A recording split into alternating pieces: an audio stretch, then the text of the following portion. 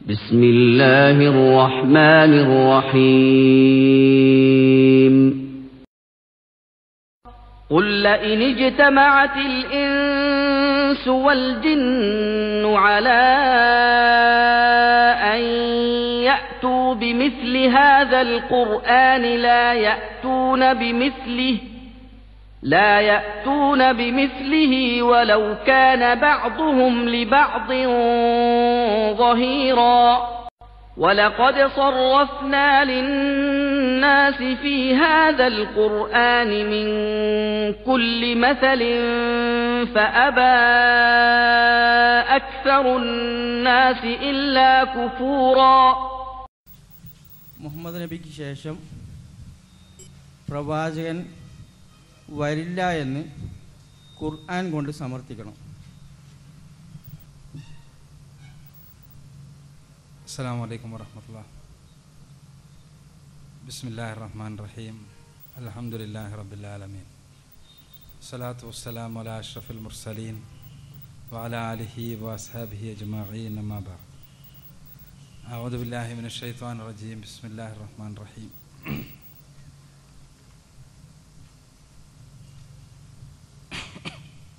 وقل جاء الحق وزهق الباطل إن الباطل كان زهوقا وننزل من القرآن ما هو شفاء ورحمة للمؤمنين ولا يزيد الظالمين إلا خسارا.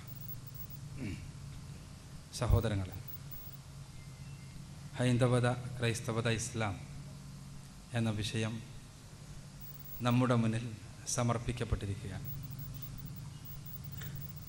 ലോകത്തിൻ്റെ വ്യത്യസ്തങ്ങളായ ഭാഗങ്ങളിലേക്ക് കടന്നു വന്ന പ്രവാചകന്മാരെല്ലാം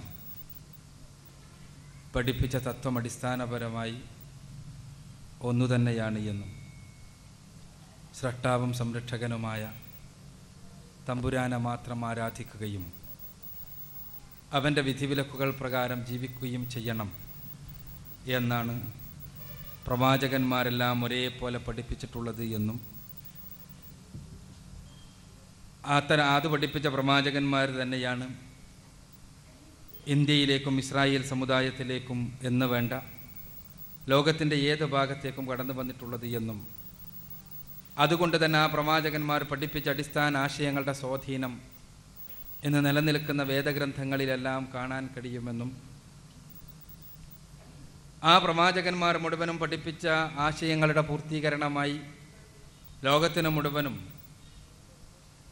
ആ പരിശുദ്ധ പ്രവാചകന്മാരെല്ലാം പഠിപ്പിച്ച ആശയങ്ങളെ സമർപ്പിക്കുന്നതിന് വേണ്ടി നിയോഗിക്കപ്പെട്ട അന്തിമ പ്രവാചകനാണ് മുഹമ്മദ് റസൂലുള്ളാഹി സ്വല്ലല്ലാഹു അലൈഹി വസല്ലമ എന്നും ആ മുഹമ്മദ് റസൂലുള്ളാഹി സ്വല്ലല്ലാഹു അലൈഹി വസല്ലമയിലൂടെ അവതരിപ്പിക്കപ്പെട്ട വേദഗ്രന്ഥമാണ് പരിശുദ്ധ ഖുർആൻ എന്നും പരിശുദ്ധ ഖുർആനും പ്രവാചകൻ്റെ ജീവിത മാതൃകയുമാണ് പ്രവാചകന്മാരെല്ലാം പഠിപ്പിച്ച മതത്തിൻ്റെ ഇന്നത്തെ പ്രമാണങ്ങൾ എന്നും ആ മതമാണ് ഇസ്ലാം അഥവാ സമർപ്പണമെന്നും അതാണ് രക്ഷയിലേക്കുള്ള മാർഗമെന്നും മരണാനന്തര ജീവിതത്തിലെ ശാശ്വതമായ ദൈവാനുഗ്രഹങ്ങളുടെ ഭവനത്തിൽ പ്രവേശനം ലഭിക്കുവാനുള്ള മാർഗം പരിശുദ്ധ ഖുർആനിൻ്റെയും തിരുസുന്നത്തിൻ്റെയും പാതയാണ് എന്നും അതിൽ നിന്ന് വ്യതിചലിക്കുന്നത് ശാശ്വത നാശത്തിലേക്കാണ് മനുഷ്യരെ നയിക്കുക എന്നുമുള്ള വിഷയങ്ങളാണ് ഇവിടെ നമ്മുടെ മുന്നിൽ സമർപ്പിക്കപ്പെട്ടിട്ടുള്ളത്. ഈ വിഷയവുമായി ബന്ധപ്പെട്ട തുറന്ന സംവാദമാണ് ഇവിടെ നടക്കുന്നത്.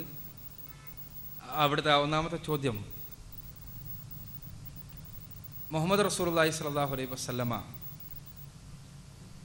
അന്തിമ പ്രവാചകനാണ് എന്ന് ഖുർആൻ കൊണ്ട് തെളിയിക്കണം എന്നാണ്.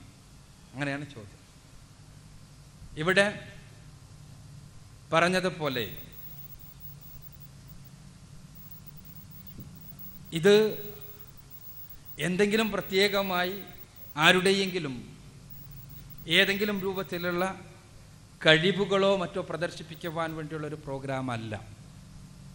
ഇസ്ലാമിനെ ജനങ്ങളുടെ മുന്നിൽ സമർപ്പിക്കുന്നതിന് വേണ്ടിയുള്ള ഒരു വിനീതമായ സംരംഭമാണ് പരിശുദ്ധ ഇസ്ലാം. ഇവിടെ പറഞ്ഞതുപോലെ ലോകത്തിൻ്റെ വ്യത്യസ്തങ്ങളായ ഭാഗങ്ങളിലേക്ക് നിയോഗിക്കപ്പെട്ട പ്രവാചകന്മാർ മുഴുവനും ഒരേപോലെ പഠിപ്പിച്ച ഇസ്ലാം, ആ ഇസ്ലാമിൻ്റെ പൂർത്തീകരണവുമായി കടന്നു വന്ന മുഹമ്മദ് റസൂലുള്ളാഹി സ്വല്ലല്ലാഹു അലൈഹി വസല്ലമ ആ ഇസ്ലാമിനെ എല്ലാ സമൂഹത്തിൻ്റെയും മുന്നിൽ സമർപ്പിക്കുക എന്ന പ്രവാചകൻ സല്ലല്ലാഹു അലൈഹി വസല്ലമ ഈ സമുദായത്തെ ഏൽപ്പിച്ച ഉത്തരവാദിത്വം നിർവഹിക്കുന്നതിന് വേണ്ടിയുള്ള ഒരു വിനീതമായ പരിശ്രമമാണ് ഈ പ്രോഗ്രാം. ഇസ്ലാമിനെയാണ് ജനങ്ങളുടെ മുന്നിൽ സമർപ്പിക്കുന്നത് എന്നതുകൊണ്ട് തന്നെ ഇസ്ലാമിൻ്റെ പേരിലാണ് ഞാൻ സംസാരിക്കേണ്ടത്. ഇസ്ലാമിനെ സംബന്ധിച്ചിടത്തോളം ഇസ്ലാമിൻ്റെ പ്രമാണം പരിശുദ്ധ ഖുർആനാണ്. പരിശുദ്ധ ഖുർആനിനെ മനസ്സിലാക്കേണ്ടത് റസൂലുള്ളാഹി സ്വല്ലല്ലാഹു അലൈഹി വസല്ലം എങ്ങനെ വിശദീകരിച്ചു തന്നു എന്നതിൻ്റെ അടിസ്ഥാനത്തിലാണ്.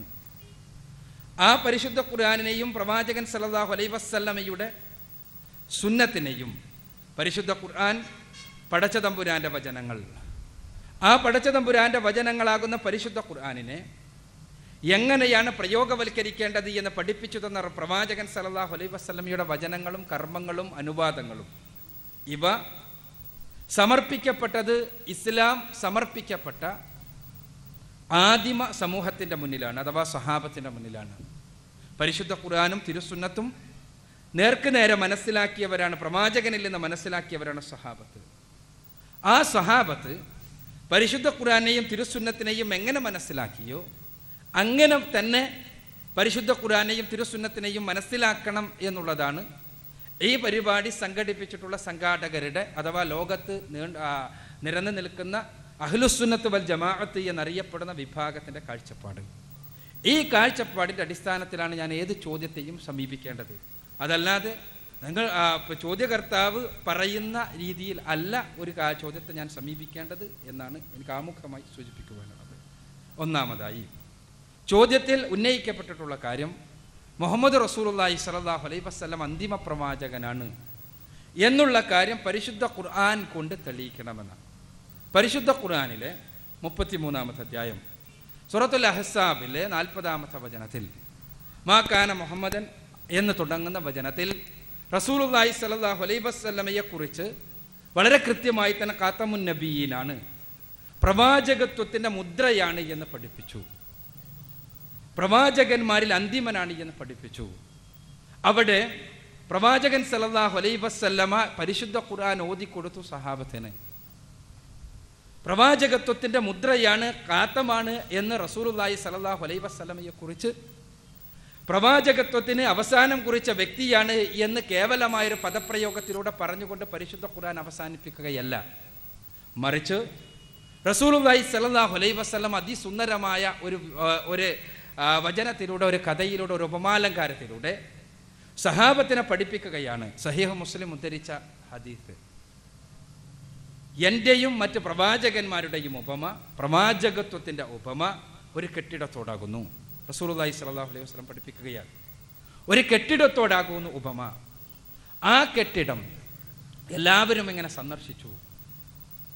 ഏത് സാധാരണക്കാരനും ബുദ്ധിജീവിക്കും ഒരേപോലെ മനസ്സിലാക്കുവാൻ സാധിക്കുന്ന രൂപത്തിൽ റസൂലുള്ളാഹി സ്വല്ലല്ലാഹു അലൈഹി വസല്ലമ എന്താണ് പരിശുദ്ധ ഖുർആനിൽ പറഞ്ഞ ഖാതമുൻ നബിയീൻ എന്ന് പറഞ്ഞതിൻ്റെ വിവക്ഷ എന്ന് കൃത്യമായി പഠിപ്പിക്കുകയാണ്. എല്ലാവരും ഈ കെട്ടിടം സന്ദർശിച്ചു. സുന്ദരമായ കെട്ടിടം. ആ കെട്ടിടം നോക്കി എല്ലാവരും അത്ഭുതം കുറി. അവരെല്ലാവരും പറഞ്ഞു, എത്ര സുന്ദരമായ കെട്ടിടം, പക്ഷെ ഒരു കല്ല് ബാക്കിയുണ്ടല്ലോ. ആ കല്ല് കൂടി വെച്ചിരുന്നുവെങ്കിൽ ഈ കെട്ടിടം പൂർണ്ണമാകുമായിരുന്നു. ഈ കെട്ടിടം പൂർണ്ണമാകണമെങ്കിൽ ആ കല്ല് കൂടി ആവശ്യമായിരുന്നു. എന്നിട്ട് റസൂലുള്ളാഹി വിശദീകരിക്കുകയാണ്, ആ കല്ലാണ് ഞാനാണ് ഖാതമുൻ നബിയീൻ. റസൂലുള്ളാഹി സ്വല്ലല്ലാഹു അലൈഹി വസല്ലമയിൽ നിന്ന് പരിശുദ്ധ ഖുർആനിനുള്ള കൃത്യമായ വ്യാഖ്യാനമാണ് പ്രവാചകൻ സല്ലല്ലാഹു അലൈഹി വസല്ലമ പഠിപ്പിക്കുന്ന വ്യാഖ്യാനം.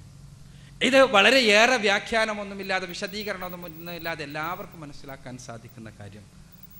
അഹ്ലുസുന്നത്ത് വൽ ജമാഅത്തിനെ സംബന്ധിച്ചിടത്തോളം പരിശുദ്ധ ഖുർആനും പ്രവാചകചര്യയും ഇസ്ലാമിൻ്റെ അടിസ്ഥാന പ്രമാണങ്ങളാണ് എന്നും, അതേപോലെ തന്നെ കാലാകാലങ്ങളിലുണ്ടാകുന്ന പുതിയ പ്രശ്നങ്ങളിൽ പണ്ഡിതന്മാരുടെ ഇജ്മാ ഇസ്ലാമിൻ്റെ പ്രമാണമായി തന്നെ പരിഗണിക്കേണ്ടതാണ് എന്നും, അതേപോലെ തന്നെ പുതിയ പ്രശ്നങ്ങളിൽ ഖിയാസ് അഥവാ പ്രവാചകൻ്റെ കാലഘട്ടത്തിലെ സംഭവങ്ങളോട് താരതമ്യപ്പെടുത്തിക്കൊണ്ടുള്ള സംഭവ നിരൂപണം പരിഗണിക്കപ്പെടേണ്ടതാണ് എന്നുമുള്ളതാണ് അടിസ്ഥാനപരമായി സ്വീകരിച്ചു പോരുന്നത്. ഈ ഇജ്മാഇൻ്റെയും ഖിയാസിൻ്റെയും വിഷയത്തിൽ മുസ്ലിങ്ങളെ സംബന്ധിച്ചിടത്തോളം പ്രവാചകൻ സല്ലല്ലാഹു അലൈഹി വസല്ലമയുടെ വചനം തന്നെയാണ് അതിനും സാക്ഷിയായിട്ടുള്ളത്. അഥവാ എൻ്റെ സമുദായം എൻ്റെ സമുദായം ഒരു തിന്മയിൽ ഒരിക്കലും യോജിച്ച് വരികയില്ല. പ്രവാചകൻ സല്ലല്ലാഹു അലൈഹി വസല്ലം പഠിപ്പിച്ചതാണ്. ഒരു തിന്മയിൽ 100% ഈ സമുദായം യോജിക്കുന്ന ഒരവസ്ഥാവിശേഷം ഉണ്ടാവുകയില്ല എന്നർത്ഥം. റസൂലുള്ളാഹി സ്വല്ലല്ലാഹു അലൈഹി വസല്ലമയിൽ നിന്ന് പരിശുദ്ധ ഖുർആൻ പ്രവാചകന്റെ നാവിലൂടെ ഖുർആനിലെ 33-ാമത്തെ അധ്യായം സൂറത്തുൽ അഹ്സാബിലെ 40-ാമത്തെ വചനം സഹാബത്തിന് ഓതി കൊടുത്തു. ആ സഹാബത്തിന്റെ മുന്നിൽ പരിശുദ്ധ ഖുർആനെ പ്രവാചകൻ സല്ലല്ലാഹു അലൈഹി വസല്ലമ വിശദീകരിച്ചു കൊടുത്തു. അതിൽ സഹാബത്തെന്ത് മനസ്സിലാക്കി വളരെ പ്രധാനപ്പെട്ട ഒരു കാര്യമാണത്. സഹാബിമാരുടെ കാലഘട്ടത്തിൽ തന്നെ കള്ളപ്രവാചകത്വം വാദിച്ചുകൊണ്ട് പലരും കടന്നു വന്നു. ഇസ്ലാമിക രാഷ്ട്ര സമുച്ചയത്തിൻ്റെ ഉള്ളിൽ തന്നെ ഈ ആളുകൾ കടന്നു വന്നപ്പോൾ ഞങ്ങൾ പ്രവാചകന്മാരാണ് എന്ന് പറഞ്ഞുകൊണ്ട് കടന്നു വന്ന സമയത്ത് ഇസ്ലാമിക രാഷ്ട്രത്തിൻ്റെ നേതൃത്വം അവിടേക്ക് കടന്നു ചെന്നുകൊണ്ട് ചോദിച്ചില്ല, നിങ്ങൾ പ്രവാചകന്മാരാണോ? എങ്കിൽ ആ പ്രവാചകത്വത്തിന് എന്ത് തെളിവുണ്ട്? നിങ്ങൾ പ്രവാചകന്മാരാണെങ്കിൽ മുൻപുള്ള പ്രവാചകന്മാർക്കെല്ലാം അവതരിപ്പിച്ചിട്ടുള്ളത് പോലെ തന്നെ നിങ്ങൾക്ക് എന്തുണ്ടാകും? അമാനുഷിക ദൃഷ്ടാന്തമുണ്ടാകും, അതല്ലെങ്കിൽ പ്രവാചകത്വത്തിനുള്ള തെളിവുണ്ടാകും. ആ തെളിവ് എന്താണ്? അത് കാണിച്ചതാ, എന്നിട്ട് നിങ്ങൾ പ്രവാചകന്മാരാണോ അല്ലേ എന്ന് തീരുമാനിക്കാം എന്ന് പറഞ്ഞുകൊണ്ട് ഒരൊറ്റയാൾ പോലും ഇസ്ലാമിക രാഷ്ട്ര സംവിധാനത്തിൽ നിന്ന് ഈ കള്ളപ്രവാചകത്വം വാദിച്ചുകൊണ്ട് കടന്നു ചെന്ന ആളുകളുടെ അടുക്കലേക്ക് പോയില്ല. മറിച്ച് രാഷ്ട്രത്തിൽ ഒരു പുതിയ പ്രവാചകത്വം വാദിച്ചുകൊണ്ട് രംഗത്ത് വരുന്ന ഇസ്ലാമിൽ നിന്ന് പുറത്തുപോയ മുർത്തദ്ദുകളാണ് അവർ എന്ന് കൃത്യമായി വിധിച്ചുകൊണ്ട് അവർക്കെതിരെ സമരം ചെയ്യുവാൻ, അവർക്കെതിരെ യുദ്ധം ചെയ്യുവാൻ എല്ലാമാണ് ഇസ്ലാമിക രാഷ്ട്രത്തിൻ്റെ തലവന്മാർ സന്നദ്ധമായത്. അഥവാ പരിശുദ്ധ ഖുർആനിൽ നിന്ന്, പ്രവാചകന്റെ വചനത്തിൽ നിന്ന് സഹാബത്ത് മനസ്സിലാക്കിയ കാര്യം, ഇനിയൊരു പ്രവാചകന്റെ നിയോഗം ഉണ്ടാവുകയില്ല എന്നുള്ളതാണ്. പരിശുദ്ധ ഖുർആൻ വളരെ കൃത്യമായി പഠിപ്പിക്കുന്ന കാര്യം. ഇസ്ലാമിനെ സംബന്ധിച്ചിടത്തോളം ഇസ്ലാം പൂർത്തീകരിക്കപ്പെടുന്നത് റസൂലുള്ളാഹി സ്വല്ലല്ലാഹു അലൈഹി വസല്ലമയിലൂടെയാണ് എന്നുള്ള വസ്തുത നമുക്കറിയാവുന്നതാണ്. ആ ഇസ്ലാം പൂർത്തീകരിച്ചതിനെ കുറിച്ച് പരിശുദ്ധ ഖുർആൻ 5-ാമത്തെ അധ്യായം സൂറത്തുൽ മാഇദയിലെ 3-ാമത്തെ വചനത്തിന്റെ ഒരു ഭാഗത്ത് പറയുന്ന വചനം നമുക്കെല്ലാവർക്കും പരിചയമുള്ളതാണ്. അൽ യൗമ അക്മൽതു ലക്കും ദീനക്കും വഅത്മംതു അലൈക്കും നിഅമതി വറളീതു ലക്കുമുൽ ഇസ്ലാമ ദീന. പടച്ച തമ്പുരാൻ പറയുകയാണ്, ഈ ദിവസം ഇസ്ലാമിനെ ദീനായി നിങ്ങൾക്ക് പൂർത്തീകരിച്ചു തന്നിരിക്കുന്നു. പ്രവാചകത്വത്തെ നിങ്ങൾക്ക് സംതൃപ്തമായി പൂർത്തീകരിച്ച് ആ നിഅമത്തിൽ അല്ലാഹുവിൻ്റെ അനുഗ്രഹത്തെ ഇതോടുകൂടി പൂർത്തീകരിക്കപ്പെട്ടിരിക്കുന്നു. ഇസ്ലാമിനെ സമ്പൂർണ്ണമാക്കുകയും ചെയ്തിരിക്കുന്നു എന്ന് പടച്ച തമ്പുരാൻ പറയുമ്പോൾ ഇവിടെ ഇസ്ലാം റസൂലുള്ളാഹി സ്വല്ലല്ലാഹു അലൈഹി വസല്ലമയിലൂടെ പൂർത്തീകരിക്കപ്പെടുകയാണ് എന്നും ഇനിയൊരു പ്രവാചകന്റെ നിയോഗം ഉണ്ടാവുകയില്ല എന്നുമാണ് ഈ വചനത്തിൽ നിന്നും മുസ്ലിങ്ങൾ, ആ കാലഘട്ടം മുതൽക്കുള്ള മുസ്ലിങ്ങൾ മനസ്സിലാക്കി പോകുന്നത് എന്നാണ് എനിക്ക് വളരെ സംക്ഷിപ്തമായി സൂചിപ്പിക്കുവാനുള്ളത്.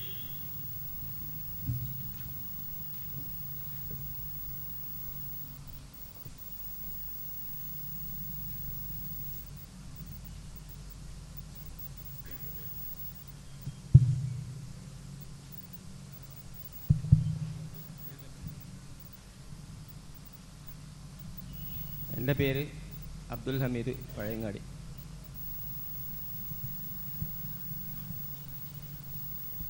ഭൂമിയിൽ ഹസ്രത്ത് ആദം നബി ആദ്യമായി അവതരിച്ച പ്രവാചകൻ മാത്രമാണോ അതോ മനുഷ്യനും കൂടിയാണോ?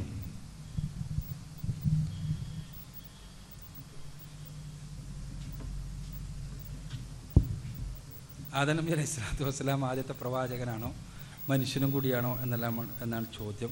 ഖുർആനിൽ നിന്ന് മനസ്സിലാക്കാൻ കഴിയുന്നത് ആദം നബി അലൈഹി സ്വലാത്തു വസ്സലാം ആദ്യം മനുഷ്യനാണ് എന്നും പ്രവാചകനാണ് എന്നുമാണ്. ആദമിനെ നിയോഗിക്കാൻ പോകുന്നതിനെക്കുറിച്ച് എല്ലാം തന്നെ മലക്കുകളോട് സംസാരിച്ചതിനെക്കുറിച്ചെല്ലാം പടച്ച തമ്പുരാൻ പറയുമ്പോൾ, അതേപോലെ തന്നെ ആദമിനെ സ്വർഗത്തിൽ നിവസിപ്പിച്ചതിനെക്കുറിച്ച് പറയുമ്പോൾ എല്ലാം തന്നെ ആദ്യ മനുഷ്യനാണ് ആദം നബി അലൈഹി സ്വലാത്തു വസ്സലാം എന്ന് തന്നെയാണ് ഖുർആനിൽ നിന്നും പ്രവാചക വചനങ്ങളിൽ നിന്നും മനസ്സിലാക്കാൻ കഴിയുന്നത് എന്നാണ് നമുക്ക് സൂചിപ്പിക്കാനുള്ളത്. എൻ്റെ പേര് കൊട്ടാരത്തിൽ വത്സരൻ. ഇവിടെ സംവാദം 1.5 മണിക്കൂർ ഞാൻ സശ്രദ്ധം വീക്ഷിച്ചു. പക്ഷേ അതിൽ വേദങ്ങളും മതങ്ങളും തമ്മിലുള്ള വ്യത്യാസങ്ങൾ എന്താണെന്നുള്ളത് വ്യക്തമാക്കിയിട്ട് കാണുന്നില്ല. പിന്നീട് രണ്ടാമത്, സംവാദങ്ങളെ നമ്മൾ ആശയ വിശകലനം ചെയ്യുന്ന ഒരു വിഷയമാണ്. വേദം എന്ന് പറഞ്ഞാൽ തന്നെ അറിവാണ്. അപ്പോൾ അറിവ് പകരുന്ന ഒരു ഗ്രന്ഥമാണ് വേദഗ്രന്ഥങ്ങൾ. വേദം വേദം അറിവ്. അപ്പോൾ നമ്മൾ ഋഗ്വേദം, യജുർവേദം, സാമവേദം, അഥർവേദം 4 വേദങ്ങളാണ് ഹിന്ദു പുരാണ ശാസ്ത്രങ്ങൾ പറയുന്നത്. അവർ ദൈവീകമായ പരിവേഷം കിട്ടണമെങ്കിൽ ഭഗവത്ഗീത 16-ാം അധ്യായത്തിൽ കൃത്യമായിട്ട് ഉച്ചാരണം ചെയ്യുന്നുണ്ട്. മനുഷ്യൻ്റെ കർമ്മങ്ങളെ പറ്റി തന്നെ അതിൽ പ്രതിപാദിക്കുന്നു. അതെല്ലാ മതങ്ങളിലും ഏകദേശം തത്തുല്യമായിരിക്കും. മറ്റുള്ള മതങ്ങളെപ്പറ്റി എനിക്ക് വലിയ അറിവില്ല, എന്നാലും ഒരു വായിച്ചറിവ് മാത്രമേ ഉള്ളൂ. അപ്പോൾ അതിൽ പറയുമ്പോൾ കായേന ത്രിവിധം കർമ്മ വാജീഭാവി ചതുർവിധം മനസ ത്രിവിധം കർമ്മ ദശകർമ്മ പരിത്യജത്. മനുഷ്യൻ ത്യജിക്കേണ്ട 10 കാര്യങ്ങൾ പറഞ്ഞിട്ടുണ്ട്. കായേന ത്രിവിധം കർമ്മ, ഞാൻ അല്പം സംസാരിക്കാനോട് വിഷമമുണ്ടെങ്കിൽ പറയണം. കായേന ത്രിവിധം കർമ്മ, കായം ശരീരം കൊണ്ട് 3 വിധം കാര്യങ്ങളാണ്.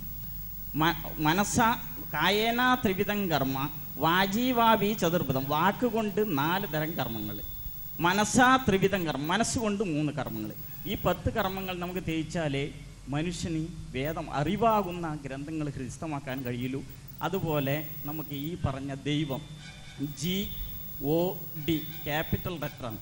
G generation, O operation, D district. ആ ദൈവമാകുന്ന സത്യത്തിലേക്ക് നമുക്ക് എത്തണമെങ്കിൽ ഈ 10 കാര്യങ്ങൾ മനുഷ്യൻ ത്യജിക്കണം. അതിൻ്റെ പൊരുളാണ് നമ്മൾ ആർഷഭാരതത്തിൽ ഋഷീശ്വരന്മാർ, നിങ്ങൾ ഹാജിമാറാവുന്നത്, മറ്റവർ എപ്പിസ്കോസ് മറ്റേ ആവുന്നത്.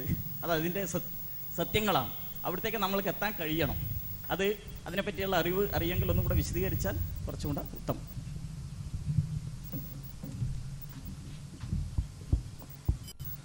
വേദത്തെക്കുറിച്ച്, മതത്തെക്കുറിച്ച് പറഞ്ഞപ്പോൾ വേദത്തെക്കുറിച്ച് വിശദീകരിച്ചില്ല എന്നാണ് സുഹൃത്തിൻ്റെ പ്രധാനപ്പെട്ട ഒരു പ്രശ്നം. അതിൻ്റെ അടിസ്ഥാനത്തിലാണ് അദ്ദേഹത്തിൻ്റേതായ ഒരു വേദവ്യാഖ്യാനത്തിൻ്റെ അടിസ്ഥാനത്തിൽ ചില കാര്യങ്ങൾ പറഞ്ഞിട്ടുള്ളത്.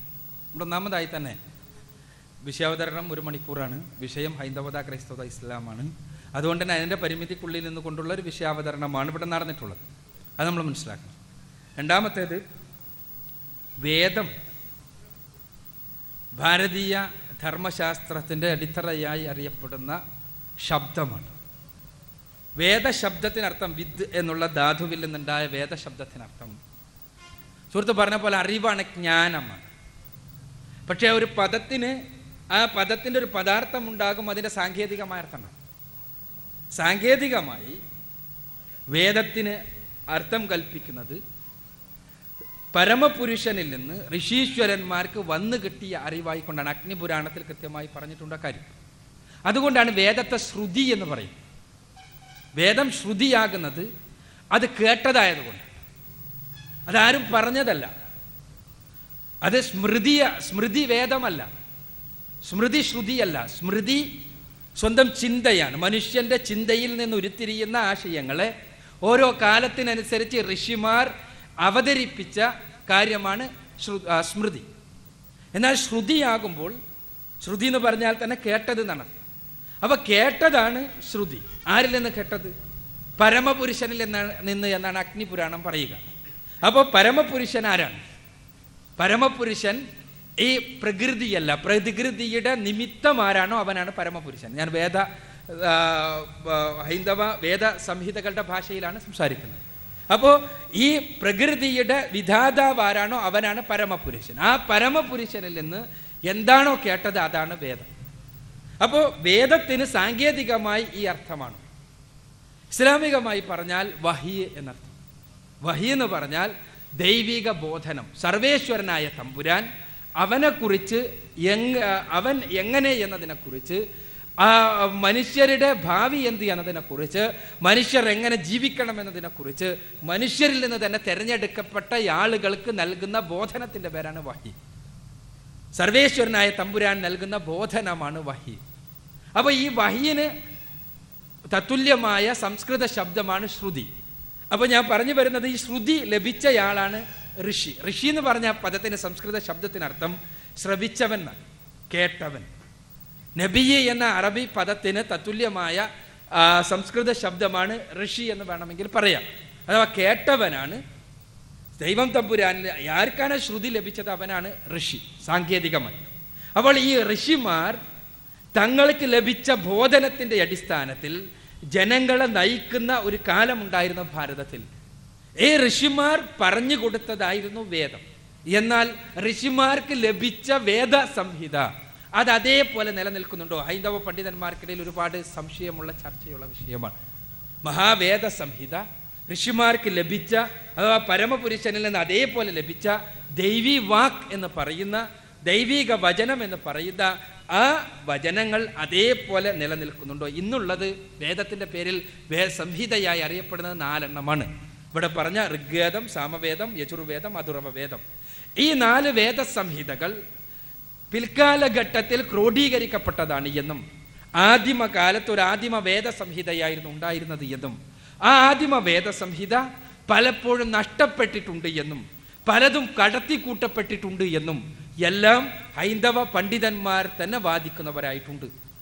ഇപ്പോൾ ഋഗ്വേദത്തിലെ പുരുഷ സൂക്തം അത് വളരെ പ്രധാനപ്പെട്ട ഒരു സൂക്തമാണ്. ഋഗ്വേദത്തിലെ 10-ാം മണ്ഡലത്തിലെ 90-ാമത്തെ സൂക്തത്തിലെ 12-ാമത്തെ ഋക്ക്. ഇത് ഞാൻ വിശദീകരിക്കുകയല്ല. ഈ പുരുഷ സൂക്തം യഥാർത്ഥത്തിൽ ആദിമ വേദത്തിൽ ഉണ്ടായിരുന്നില്ല എന്നും പിൽക്കാലഘട്ടത്തിൽ കടത്തിക്കൂട്ടപ്പെട്ടതാണ് എന്നും വാദിച്ച പണ്ഡിതന്മാരുണ്ട്. അപ്പോൾ ഇങ്ങനെ പല രൂപങ്ങളിൽ ഉള്ള വേദസംഹിതകളിൽ പല സമയത്തും പ്രക്ഷിപ്തങ്ങൾ, അങ്ങനെയാണ് സാങ്കേതികമായി പറയാം, പ്രക്ഷിപ്തങ്ങൾ ഉണ്ടായിട്ടുണ്ട്, കടത്തിക്കൂട്ടലുകൾ നടന്നിട്ടുണ്ട് എന്നും അതേപോലെ തന്നെ പലതും കൊടിഞ്ഞു പോയിട്ടുണ്ട് എന്നും അങ്ങനെ പലപ്പോഴും വേദം നഷ്ടപ്പെട്ടിട്ടുണ്ട് എന്ന് പുരാണങ്ങളിൽ തന്നെ നമുക്ക് കാണാൻ കഴിയും. രാമായണത്തിലെ കിഷ്കിണ്ഠകാണ്ഡത്തിൽ ശ്രീരാമനോടായി ഹനുമാൻ പറയുന്ന രംഗമുണ്ട്. താമഹം മാന ഇഷ്യാമി നഷ്ടാം വേദശ്രുതിമിവ എന്നാണ് പറയുക. അഥവാ എപ്പോൾ വേദം നഷ്ടപ്പെട്ടുവോ അത് ഞാൻ വീണ്ടെടുത്തു കൊണ്ടുവന്നല്ലോ, അതേപോലെ തന്നെ ഞാൻ സീതയെ വീണ്ടെടുത്തു കൊണ്ടുവരാം. അപ്പോൾ വേദം നഷ്ടപ്പെട്ടിട്ടുണ്ട്, പലപ്പോഴും വേദം നഷ്ടപ്പെട്ടിട്ടുണ്ട് എന്നതിന് പുരാണപരമായുള്ള തെളിവായി പണ്ഡിതന്മാർ ഉദ്ധരിക്കാറുണ്ട്. ഞാൻ ഇവിടെ ഒരു പണ്ഡിതന്മാരുടെ വാക്കുകൾ ഉദ്ധരിക്കുക മാത്രമാണ് ചെയ്യുന്നത്. അതേപോലെ തന്നെ മഹാഭാരതത്തിലും കാണാം, യുദ്ധകാണ്ഡത്തിൽ ഇതേപോലുള്ള പരാമർശങ്ങൾ വിഷ്ണു പറയുന്നതായി. അപ്പോൾ ഇതിൽ നിന്നെല്ലാം തന്നെ വേദശ്രുതികൾ, വചനങ്ങൾ നഷ്ടപ്പെട്ടിട്ടുണ്ട്, പിൽക്കാലഘട്ടത്തിൽ കടത്തിക്കൂട്ടപ്പെട്ടിട്ടുണ്ട്. അപ്പോൾ ഏതൊക്കെയാണ് നഷ്ടപ്പെട്ടത്, ഏതൊക്കെയാണ് കടത്തിക്കൂട്ടപ്പെട്ടത് എന്ന് മനസ്സിലാക്കാൻ സാധ്യമല്ലാത്ത വിധത്തിൽ കൂടിക്കുഴഞ്ഞാണ് ശ്രുതി വേദസംഹിത നിലകൊള്ളുന്നത് എന്നാണ് വേദസംഹിതകളുടെ ദൈവീകതയെക്കുറിച്ച് സംശയം പ്രകടിപ്പിക്കാത്ത പണ്ഡിതന്മാരുടെ പോലും പക്ഷം. അവിടെയാണ് ഇവിടെ പറഞ്ഞ വേദത്തെക്കുറിച്ചുള്ള അടിസ്ഥാനപരമായൊരു വചനം, ഒരു വാദം പ്രസക്തമാകുന്നത്. വേദങ്ങളെ മുഴുവനും അംഗീകരിക്കുകയും ലോകത്ത് എവിടെയൊക്കെ പ്രവാചകന്മാർ കടന്നു വന്നിട്ടുണ്ടോ അവരെ മുഴുവനും അംഗീകരിക്കേണ്ടത് അനിവാര്യതയാണ് എന്ന് പഠിപ്പിക്കുകയും അവരെ മുഴുവനും അംഗീകരിക്കാതെ ഒരാൾ മുസ്ലിം ആവുകയില്ല എന്ന് പ്രഖ്യാപിക്കുകയും ചെയ്യുന്ന ഗ്രന്ഥമാണ് ഖുർആൻ. ഖുൽ ആമന്നാ ബില്ലാഹി വമാ ഉൻസില അലൈന വമാ ഉൻസില അലാ ഇബ്രാഹിമ വഇസ്മാഈല വഇസാഖ വയാഖൂബ വല്ലസ്ബാതി വമാ ഊതിയ മൂസ വഈസ വന്നബിയ്യൂന മിൻ റബ്ബിഹിം ലാ നുഫർരിഖു ബൈന അഹദിൻ മിൻഹും വനഹ്നു ലഹു മുസ്ലിമൂൻ. ഖുർആനിലെ 3-ാമത്തെ അധ്യായം സൂറത്ത് ആൽ ഇംറാനിലെ 84-ാമത്തെ വചനമാണ്. നിങ്ങൾ പറയണം ആമന്നാ ബില്ലാഹി, ഞങ്ങൾ അല്ലാഹുവിൽ വിശ്വസിച്ചിരിക്കുന്നു എന്ന്. അതോടൊപ്പം തന്നെ ഞങ്ങൾക്ക് അവതരിപ്പിച്ച് ലഭിച്ചിട്ടുള്ള ഈ ശ്രുതിയിൽ അഥവാ വേദഗ്രന്ഥത്തിൽ ഞങ്ങൾ വിശ്വസിച്ചിരിക്കുന്നു എന്ന് പറയണം. അതോടൊപ്പം തന്നെ ഞങ്ങൾക്ക് മുൻപ് അബ്രഹാമിന്, ഇസ്മായേലിന്, ഇസാക്കിന്, യാക്കോബിന്, യേശുവിന്, മോശേക്ക് എന്നു വേണ്ട ലോകത്തിൻ്റെ വ്യത്യസ്തങ്ങളായ ഭാഗങ്ങളിലേക്ക് നിയോഗിക്കപ്പെട്ട പ്രവാചകന്മാർക്കെല്ലാം അവതരിപ്പിക്കപ്പെട്ട അടിസ്ഥാനങ്ങളിൽ ഞങ്ങൾ വിശ്വസിച്ചിരിക്കുന്നു.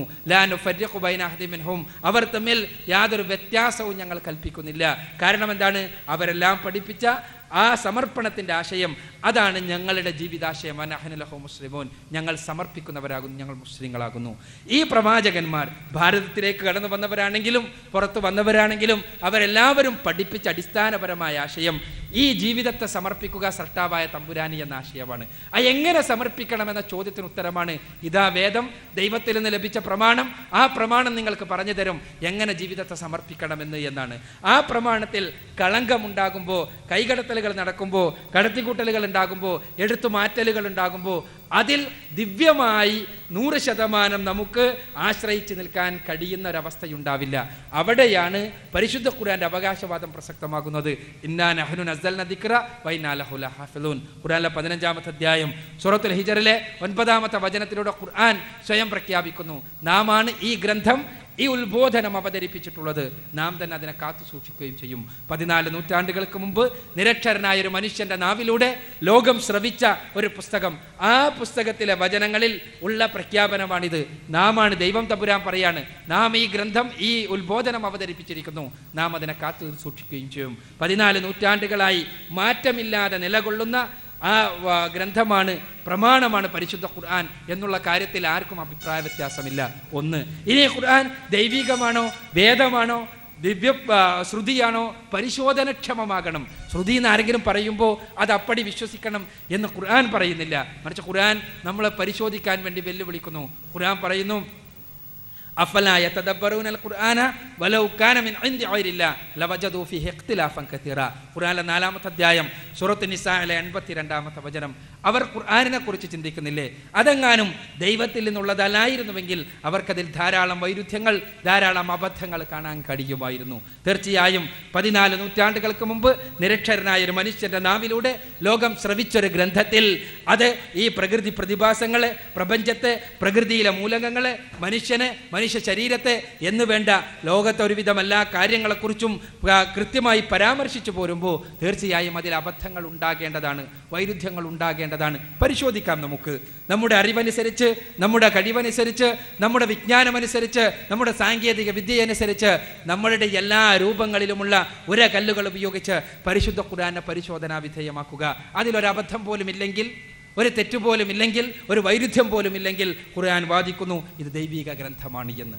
ഇതേ പരിശോധന മറ്റ് ഗ്രന്ഥങ്ങൾക്കും ആകാവുന്നതാണ്. ഇതേ ഉരകല്ലുകൾ ഉപയോഗിച്ച് നിങ്ങൾക്ക് ഉരസി നോക്കി പരിശോധിക്കാവുന്നതാണ്. അവിടെ മനുഷ്യരുടെ കൈകടത്തലുകൾ നടന്ന ഗ്രന്ഥങ്ങളിൽ വൈരുദ്ധ്യങ്ങൾ നമുക്ക് കാണാൻ കഴിയും. അതേപോലെ തന്നെ അശാസ്ത്രീയമായ അബദ്ധ പരാമർശങ്ങൾ നമുക്ക് കാണാൻ കഴിയും. അത് വസ്തുത, അത് ആ ഗ്രന്ഥങ്ങളുടെ പണ്ഡിതന്മാർ തന്നെ അംഗീകരിക്കുന്ന വസ്തുത.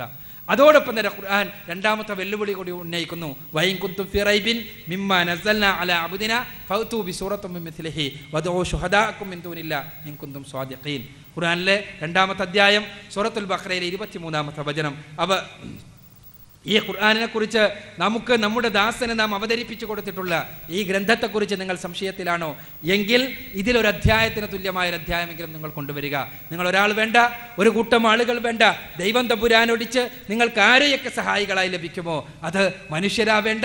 നിങ്ങൾക്ക് ലഭിക്കുന്ന ചെകുത്താന്മാരുണ്ടോ, അല്ല മറ്റ് ദിവ്യശക്തികളുണ്ടോ, അതല്ല മറ്റാരൊക്കെയുണ്ടോ, അവരെ മുഴുവനും നിങ്ങൾ സഹായത്തിന് വിളിച്ചു കൊള്ളുക. എന്തിൽ നിങ്ങൾക്ക് ഒരു അധ്യായത്തിന് തുല്യമായ അധ്യായമെങ്കിലും, ഖുർആനിന് തത്തുല്യമായ അധ്യായം കൊണ്ടുവരാൻ കഴിയുമോ എന്ന് ഖുർആൻ ചോദിക്കുകയാണ്. നിങ്ങൾ സത്യം പറയുന്നവരാണെങ്കിൽ നിങ്ങൾ ചെയ്യേണ്ടത് അതാണ്. എന്നിട്ട് ഖുർആൻ അനുബന്ധമായി പറഞ്ഞു, വലൻ തഫ്അലു വലൻ തഫ്അലു, ഇല്ല കേട്ടോ, നിങ്ങൾക്കതിന് സാധ്യമല്ല. 14 നൂറ്റാണ്ടുകൾക്ക് മുമ്പ് ഖുർആൻ പറഞ്ഞ കാര്യമാണ്. നിങ്ങൾക്കതിന് സാധ്യമല്ല. 14 നൂറ്റാണ്ടുകളായി പരിശുദ്ധ ഖുർആന്റെ ഈ വെല്ലുവിളിക്ക് ഉത്തരം നൽകുവാൻ വേണ്ടി ലോകം കിണഞ്ഞ് പരിശ്രമിച്ചു കൊണ്ടിരിക്കുന്നു. പക്ഷെ അൽഹംദുലില്ലാ അതിന് സാധിച്ചിട്ടില്ല എന്നുള്ളതൊരു പച്ചയായ പരമാർത്ഥമാണ്. ഞാൻ സൂചിപ്പിക്കുന്നത് പരിശുദ്ധ ഖുർആൻ ഒരു വേദം എന്നുള്ള നിലക്ക് സമർപ്പിക്കുമ്പോൾ അത് കേവലം അന്ധമായൊരു വിശ്വാസമായി സ്വീകരിക്കണം എന്നല്ല ഖുർആൻ ആവശ്യപ്പെടുന്നത്. മറിച്ച് നിഷ്കൃഷ്ടമായ പരിശോധനയിലൂടെ, നിരങ്കുശമായ അന്വേഷണത്തിലൂടെ നമുക്ക് ഇത് ദിവ്യമാണ് എന്ന് പൂർണ്ണമായി ബോധ്യപ്പെടുമ്പോൾ അത് സ്വീകരിക്കുകയും ഭാരതത്തിലടക്കമുള്ള മുഴുവൻ പ്രവാചകന്മാരും പഠിപ്പിച്ച അടിസ്ഥാനപരമായ ദൈവസമർപ്പണത്തിൻ്റെ മാർഗത്തെ കൃത്യമായി വരച്ചു കാണിക്കുന്ന പരിശുദ്ധ ഖുർആനിനെ ജീവിതമാർഗമായി സ്വീകരിക്കുകയും ചെയ്യുക എന്നാണ് ഇവിടെ വിഷയാവതരണത്തിൽ വ്യക്തമാക്കിയിട്ടുള്ളത്. അത് നിങ്ങളുടെ പരിശോധനയ്ക്ക് വേണ്ടി വിടുകയാണ്. ഇവിടെ ചോദിച്ച ബഹുമാന്യ സഹോദരൻ ഇവിടെ സൂചിപ്പിച്ച കാര്യം വേദത്തെക്കുറിച്ച്, ഓരോ വേദസംഹിതകളെക്കുറിച്ച് തന്നെ ഭാരതീയമായ ഗതിയിൽ നിന്നുകൊണ്ട് സംസാരിക്കുകയാണെങ്കിൽ ഒരുപാട് വീക്ഷണങ്ങളുണ്ട്. സുഹൃത്തിൻ്റെ വീക്ഷണങ്ങൾക്ക് തികച്ചും വിരുദ്ധമായിരിക്കും ചിലപ്പോൾ മറ്റ് വീക്ഷണങ്ങൾ. പലതരത്തിലുള്ള വീക്ഷണങ്ങളുണ്ട്. വേദം മാത്രമാണ് സത്യമെന്നും അനുബന്ധ ഗ്രന്ഥങ്ങൾ മുഴുവനും അബദ്ധമാണ് എന്നും വാദിച്ചുകൊണ്ട് രംഗത്ത് വന്ന ശ്രീ ദയാനന്ദ സരസ്വതിയെപ്പോലെയുള്ള ആളുകളുടെ വീക്ഷണമുണ്ട്. അതേപോലെ തന്നെ വേദത്തിൽ അബദ്ധമുണ്ട്, അതേസമയം ഏറ്റവും അടിസ്ഥാന പ്രമാണം വേദത്തോടനുബന്ധമായി വരുന്ന അനുഭവങ്ങളുടെ ഭാഗമായ ഉപനിഷത്തുക്കളാണ് എന്ന് വാദിച്ച വിവേകാനന്ദ സ്വാമികളെ പോലുള്ളവരുടെ വീക്ഷണമുണ്ട്. ഇത് രണ്ടും ഉപനിഷത്തുകൾ പോലും അടിസ്ഥാനപരമായി ഒരു സത്യാസത്യത്തിന് മാനദണ്ഡത്തിന് വിധേയമാക്കുവാൻ സാധ്യമല്ല എന്നും അതിലും അബദ്ധങ്ങളുണ്ട് എന്നുമുള്ള വസ്തുതകൾ അംഗീകരിച്ച രംഗനാഥാനന്ദ സ്വാമിയെ പോലെയുള്ള ആളുകളുടെ അഭിപ്രായങ്ങൾ, ഇങ്ങനെ വ്യത്യസ്തങ്ങളായ വീക്ഷണങ്ങളുണ്ട്. ഇതിൽ എന്ത് വീക്ഷണമാണ് സുഹൃത്ത് ഉദ്ദേശിച്ചതെന്ന് എനിക്കറിയില്ല. ഏതായിരുന്നാലും വേദത്തെക്കുറിച്ച് ഇസ്ലാമിക പരിപ്രേക്ഷ്യത്തിൽ നിന്നുകൊണ്ടാണ് ഞാനിവിടെ ഉത്തരം പറയാൻ വേണ്ടി പരിശ്രമിച്ചത്. ഭാരതത്തിലേക്ക് കടന്നു വന്ന പ്രവാചകന്മാർ പഠിപ്പിച്ച ആശയങ്ങൾ സംഹിതകളിലും ഉപനിഷത്തുകളിലുമെല്ലാം ഉണ്ടാകാം. പക്ഷേ അവയിൽ ഏതൊക്കെയാണ് പ്രവാചകന്മാർ പഠിപ്പിച്ചത്, ഏതൊക്കെയാണ് പിൽക്കാലഘട്ടത്തുണ്ടായത്, എന്തൊക്കെ പ്രവാചകന്മാർ പഠിപ്പിച്ച ആശയങ്ങൾ നഷ്ടപ്പെട്ടു പോയി എന്ന് അളക്കുവാൻ, കൃത്യമായി മനസ്സിലാക്കുവാൻ നമ്മുടെ കയ്യിൽ നിന്ന് മാനദണ്ഡങ്ങളില്ല എന്നുള്ളതാണ് വേദ സംഹിതകളുമായി ബന്ധപ്പെട്ടുള്ള ഇസ്ലാമികമായ പരിപ്രേക്ഷ്യത്തിലുള്ള വീക്ഷാഗതി എന്ന് സൂചിപ്പിക്കുക. എൻ്റെ പേര് ജോണി. ഹലോ. പ്രപഞ്ചോൽപത്തിയെക്കുറിച്ച് ഖുർആനിൻ്റെ കാഴ്ചപ്പാടെന്ത്? ശാസ്ത്രം നമ്മെ പഠിപ്പിക്കുന്നത് ഈ പ്രപഞ്ചം ഉണ്ടായിരിക്കുന്നത് മഹാവിസ്ഫോടന സിദ്ധാന്തത്തിൻ്റെ ഫലമായിട്ടാണ് ഉണ്ടായതെന്ന് ശാസ്ത്രം നമ്മെ പഠിപ്പിക്കുന്നു. ഖുർആനിന് ശാസ്ത്രത്തോടുള്ള സമീപനം എന്ത്?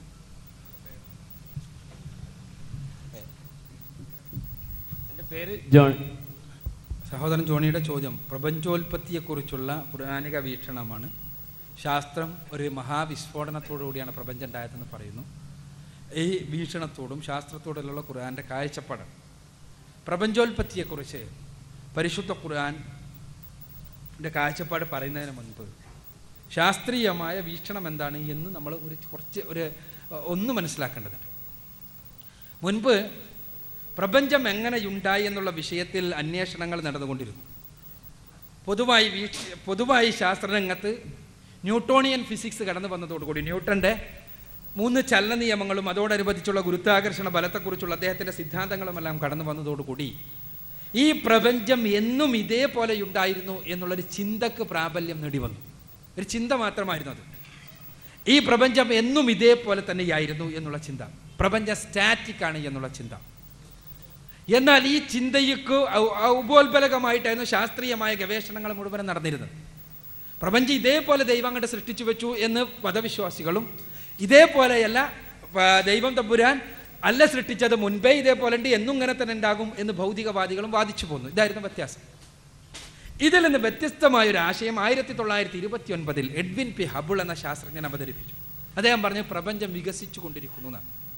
അതിന് ഉപോത്ബലകമായി അദ്ദേഹത്തിന് ഒരുപാട് കണ്ടുപിടുത്തങ്ങളും കാരണങ്ങളും ഉണ്ടായിരുന്നത് പറയാൻ. ഏതായിരുന്നാലും ശാസ്ത്രലോകം ആദ്യം അത് അംഗീകരിച്ചില്ല. കാരണം എല്ലാ ശാസ്ത്ര നിയമങ്ങളും അടിസ്ഥാനപരമായി അബദ്ധമാകും ഈ ഒരു കാര്യം പറഞ്ഞു കഴിഞ്ഞാൽ. പ്രപഞ്ചം അനുനിമിഷം മാറിക്കൊണ്ടിരിക്കുന്നു എന്നാണ് വരിക. അതിൻ്റെ അടിസ്ഥാനത്തിൽ പ്രപഞ്ചം വികസിച്ചു കൊണ്ടിരിക്കുന്നു എന്ന് വന്നാൽ. എന്നാൽ പിന്നീട് 3 കെൽവിൻ റേഡിയേഷൻ പ്രപഞ്ചത്തിൽ പല സ്ഥലങ്ങളിൽ നിന്നും കണ്ടെത്തിയതോടുകൂടി ഈ പ്രപഞ്ച വികാസം എന്നുള്ള ആശയം ശാസ്ത്രലോകത്തിന്, ഖഗോളശാസ്ത്രത്തിന്, കോസ്മോളജിയുടെ രംഗത്ത് അംഗീകരിക്കേണ്ടി വന്നു എന്നുള്ളതാണ് സത്യം. അപ്പോൾ ഈ പ്രപഞ്ചം വികസിച്ചു കൊണ്ടിരിക്കുന്നു എന്നുള്ള ആശയം അംഗീകരിക്കപ്പെട്ടപ്പോൾ അതിൻ്റെ അടിസ്ഥാനത്തിൽ എഡ്വേർഡ് ലൈമാത്ര എന്ന ശാസ്ത്രജ്ഞനാണ് ബിഗ് ബാങ് തിയറി എന്ന തിയറി മുന്നോട്ട് വെച്ചത്. അഥവാ ഇതിങ്ങനെ വികസിച്ചു പോവുകയാണെങ്കിൽ തീർച്ചയായും കാലം പിന്നിലേക്ക് പോയാൽ കുറേ കാലം മുൻപ് ഈ പ്രപഞ്ചത്തിലെ എല്ലാ വസ്തുക്കളും ഒന്നായിരിക്കും. അങ്ങനെ ഒന്നായിരുന്നൊരു കാലം ഉണ്ടായിരുന്നെന്നും പിന്നീട് അതൊരു പൊട്ടിത്തെറിയിലൂടെ വേറിട്ട് പോവുകയാണ് ഉണ്ടായതെന്നും അങ്ങനെയാണ് ഈ പ്രപഞ്ചത്തിലെ നക്ഷത്ര പഠനങ്ങളും എല്ലാ ഗ്രഹങ്ങളും ഉപഗ്രഹങ്ങളും എല്ലാം ഉണ്ടായത് എന്നുമുള്ള വാദമാണ് എഡ്വേർഡ് ലൈമാത്ര മുന്നോട്ട് വെച്ച സിദ്ധാന്തമാണ് ബിഗ് ബാങ് തിയറി, മഹാവിസ്ഫോടന സിദ്ധാന്തം.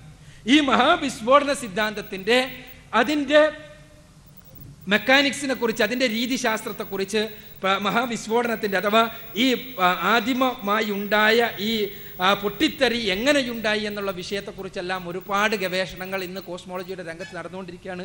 അതിനകത്ത് ഏറ്റവും പുതിയ ഗവേഷണങ്ങളാണ് സ്റ്റീഫൻ ഡബ്ല്യു ഹോക്കിങ് പുതുതായി പുറത്തുവിട്ട ഈ ബ്ലാക്ക് മാറ്റർ എന്ന് പറയും, പ്രപഞ്ചത്തിലെ തമോദ്വാരങ്ങൾ എന്ന് പറയുന്ന ബ്ലാക്ക് ഹോൾസ് എന്ന് പറയുന്ന അല്ലെങ്കിൽ ഡാർക്ക് മാറ്റർ എന്ന് പറയുന്ന മാറ്റർ, അതിന് റേഡിയേഷൻ ഉണ്ടെന്നുള്ള ഒരു പുതിയ വാദം ഉന്നയിക്കപ്പെട്ടിരിക്കുകയാണ്. അങ്ങനെ ഗവേഷണങ്ങൾ നടന്നുകൊണ്ടിരിക്കുകയാണ്. ഞാൻ പറഞ്ഞു വരുന്നത് ഈ ഗവേഷണങ്ങളെല്ലാം നടക്കുമ്പോഴും പ്രപഞ്ചം വികസിച്ചു കൊണ്ടിരിക്കുന്നു എന്നുമുള്ള സിദ്ധാന്തത്തിനോ അതേപോലെ തന്നെ പ്രപഞ്ചം ഒരു ഏക പദാർത്ഥത്തിൽ നിന്ന് പിന്നീട് വേർപെട്ടുണ്ടായതാണ് എന്നുള്ള കാര്യത്തിലോ കോസ്മോളജിയുടെ രംഗത്തുള്ള ആളുകൾക്ക് അഭിപ്രായ വ്യത്യാസങ്ങളൊന്നുമില്ല. പ്രപഞ്ചത്തെക്കുറിച്ചുള്ള നമ്മുടെ ചിത്രം ഇതാണ്. ഇത് ഇനിയും വികസിച്ച് പല രൂപങ്ങളിലേക്ക് പോകാം. ഏതായിരുന്നാലും ഈ 2 കാര്യങ്ങൾ പരിശുദ്ധ ഖുർആൻ വളരെ കൃത്യമായി പഠിപ്പിക്കുന്ന കാര്യങ്ങളാകുന്നു. ഖുർആനിലെ 53-ാമത്തെ അധ്യായം സൂറത്തു ദാരിയാത്തിലെ 47-ാമത്തെ വചനത്തിൽ നമുക്ക് കാണാൻ കഴിയും, വസ്സമാഅ ബനൈനാഹ ബിഐദിൻ വഇന്നാ ലമൂസിഊൻ. നാം ആകുന്നു ഈ ഉപരി ലോകത്തെ സൃഷ്ടിച്ചിട്ടുള്ളത്, നാം തന്നെ അതിനെ വികസിപ്പിച്ചു കൊണ്ടിരിക്കുകയും ചെയ്യുന്നു. 51-ാമത്തെ അധ്യായം സൂറത്തു ദാരിയാത്തിലെ 47-ാമത്തെ വചനം. നാം ആകുന്ന ഉപരി ലോകത്തെ സൃഷ്ടിച്ചിട്ടുള്ളത് നാം തന്നെ അതിനെ വികസിപ്പിച്ചു കൊണ്ടിരിക്കുകയും ചെയ്യുന്നു. പ്രപഞ്ച വികാസം പരിശുദ്ധ ഖുർആൻ അംഗീകരിക്കുന്ന തത്വമാണെന്നർത്ഥം. അതേപോലെ തന്നെ ഈ പ്രപഞ്ചത്തെക്കുറിച്ച്, പ്രപഞ്ചത്തിൻ്റെ ഉൽപ്പത്തിയെക്കുറിച്ച് പരിശുദ്ധ ഖുർആൻ പറയുന്നത് ഖുർആനിലെ 21-ാമത്തെ അധ്യായം സൂറത്തുൽ അംബിയായിൽ നമുക്ക് വായിക്കാൻ കഴിയും. ഖുർആൻ പറയുന്നത് അവലം യറല്ലദീന കഫറു അന്ന സമാവാതി വല്ലർള കാനത റത്ഖൻ ഫഫതഖനാഹുമാ. അഥവാ അവിശ്വാസികൾ കണ്ടില്ലേ, ആകാശഭൂമികളിലെല്ലാം അഥവാ പ്രാപഞ്ചിക വസ്തുക്കളെല്ലാം ഒന്നായിരുന്നുവെന്നും പിന്നീട് നാം ആണതിനെ വേർപ്പെടുത്തിയത് എന്നുമുള്ള കാര്യം അവിശ്വാസികൾക്കറിയാൻ കഴിയുന്നില്ല, മനസ്സിലാക്കാൻ കഴിയുന്നില്ലേ എന്ന്. അഥവാ പ്രപഞ്ചത്തിലെ എല്ലാ വസ്തുക്കളും ഒന്നായിരുന്നുവെന്നും പിന്നീട് പടച്ച തമ്പുരാൻ അതിനെ വേർപ്പെടുത്തുകയാണ് ഉണ്ടായത് എന്നുമുള്ള കാര്യമാണ് ഇവിടെ പരിശുദ്ധ ഖുർആൻ വളരെ കൃത്യമായി പഠിപ്പിക്കുന്നത്. നിങ്ങൾക്ക് പരിശോധിക്കാവുന്നതാണ് പരിശുദ്ധ ഖുർആൻ പറയുന്ന കാര്യങ്ങൾ. പ്രപഞ്ചത്തെക്കുറിച്ചുള്ള പ്രപഞ്ച ഉൽപ്പത്തി ശാസ്ത്രവുമായി ബന്ധപ്പെട്ടുകൊണ്ടുള്ള പരാമർശങ്ങൾ, പരിശുദ്ധ ഖുർആൻ പറയുന്ന പരാമർശങ്ങളെ 100% സത്യപ്പെടുത്തുന്നു എന്നുള്ളതാണ് വസ്തുത. ഈ പ്രപഞ്ചം സൃഷ്ടാവായ തമ്പുരാൻ്റെ സൃഷ്ടിയാണ്. ആ സൃഷ്ടിക്ക് വേണ്ടി അവൻ ഉപയോഗിച്ച ഒരു രീതിക്രമമാണ് ഒരു ആദിമ പിണ്ടത്തെ ഉണ്ടാക്കുകയും ആദിമ പിണ്ടത്തെ വേർപ്പെടുത്തിക്കൊണ്ട് പിന്നീട് ഈ നക്ഷത്രജാലങ്ങളെല്ലാം സൃഷ്ടിക്കുകയും ചെയ്തത് എന്നാണ് പരിശുദ്ധ ഖുർആനിലെ വീക്ഷണങ്ങളിൽ നിന്ന് മനസ്സിലാക്കാൻ കഴിയുന്നത്, പരിശുദ്ധ ഖുർആൻ്റെ പരാമർശങ്ങളിൽ നിന്ന് മനസ്സിലാക്കാൻ കഴിയുന്നത് എന്നാണ് പറയുവാൻ ഉള്ളത്.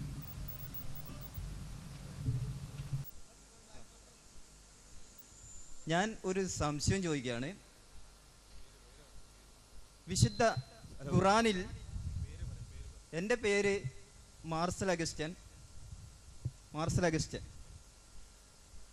വിശുദ്ധ ഖുർആനിൽ യേശുക്രിസ്തുവിനെ പറ്റിയും പരിശുദ്ധ മാതാവിനെ പറ്റിയും 23 പ്രാവശ്യം മറ്റും പറയുന്നുണ്ട്. മറ്റ് ഗ്രന്ഥങ്ങളിൽ ക്രിസ്തുവിനെ കൂടി ഈസാ നബിയെക്കുറിച്ച് പറയുന്നുണ്ടോ എന്നുള്ളതാണ് എൻ്റെ ഉള്ളിലുള്ള ഒരു ചോദ്യം. രണ്ടാമതൊരു ചോദ്യം കൂടി ചോദിക്കാൻ പറ്റുമോ?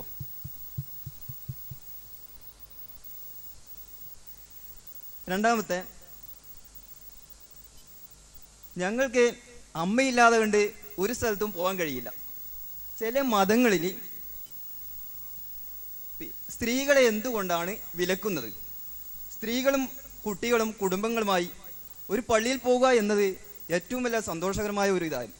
അതെന്താണ് ഇങ്ങനെ വിലക്കുന്നത് എന്നുള്ള ആ ഒരു ചോദ്യത്തിൻ്റെ ഉത്തരം എനിക്ക് കിട്ടിയാൽ കൊള്ളാമായിരുന്നു. എനിക്കറിയില്ല, അതുകൊണ്ടാണ് സംശയം ഞാൻ ചോദിക്കുകയാണ്.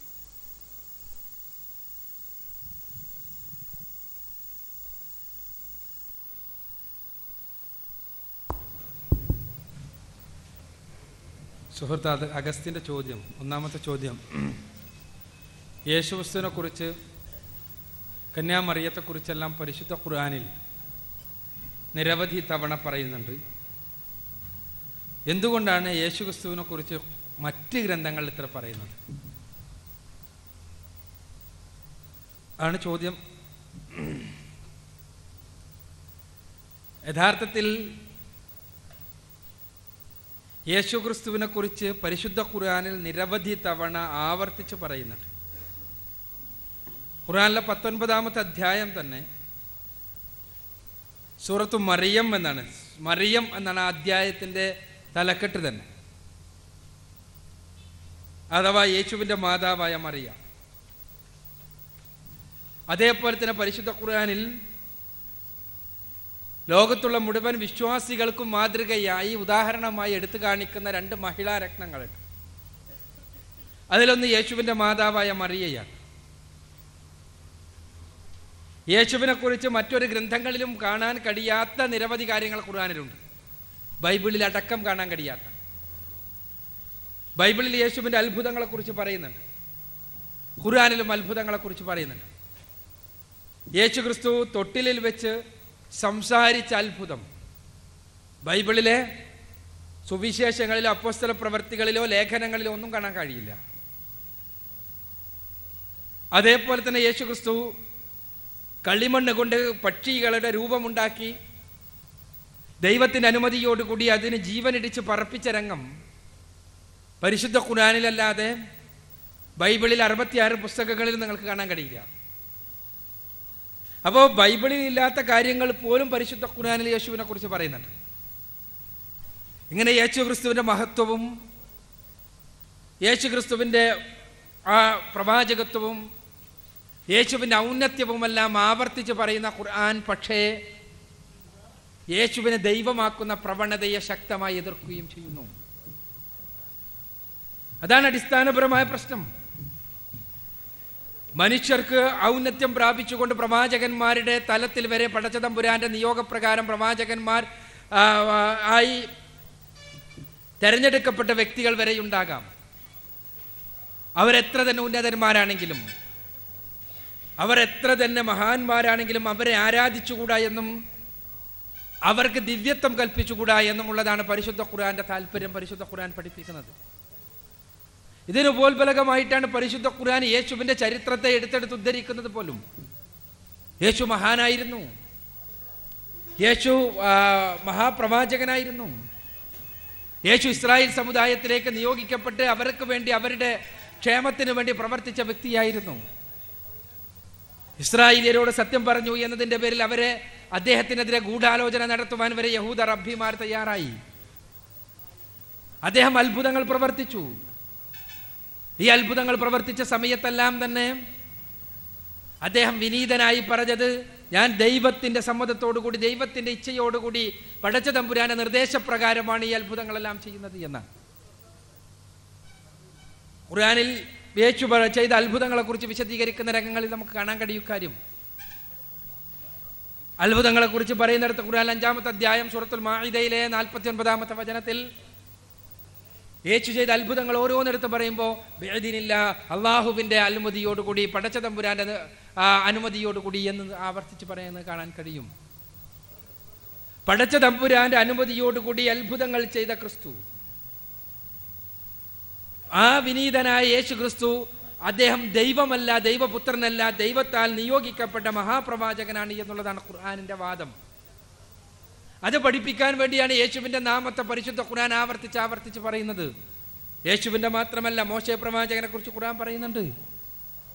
അതേപോലെ തന്നെ അബ്രഹാമിനെ കുറിച്ച് ഖുർആൻ പറയുന്നുണ്ട്. ഇവരെല്ലാവരും പഠിപ്പിച്ചത് അടിസ്ഥാനപരമായി ഒരേ ആശയമായിരുന്നു എന്നും അവരെല്ലാവരും തന്നെ സൃഷ്ടാവായ തമ്പുരാൻ മാത്രമാണ് ആരാധ്യൻ എന്നുള്ള തത്വമാണ് പഠിപ്പിച്ചത് എന്നുമാണ് ഖുർആൻ പഠിപ്പിക്കുന്നത്.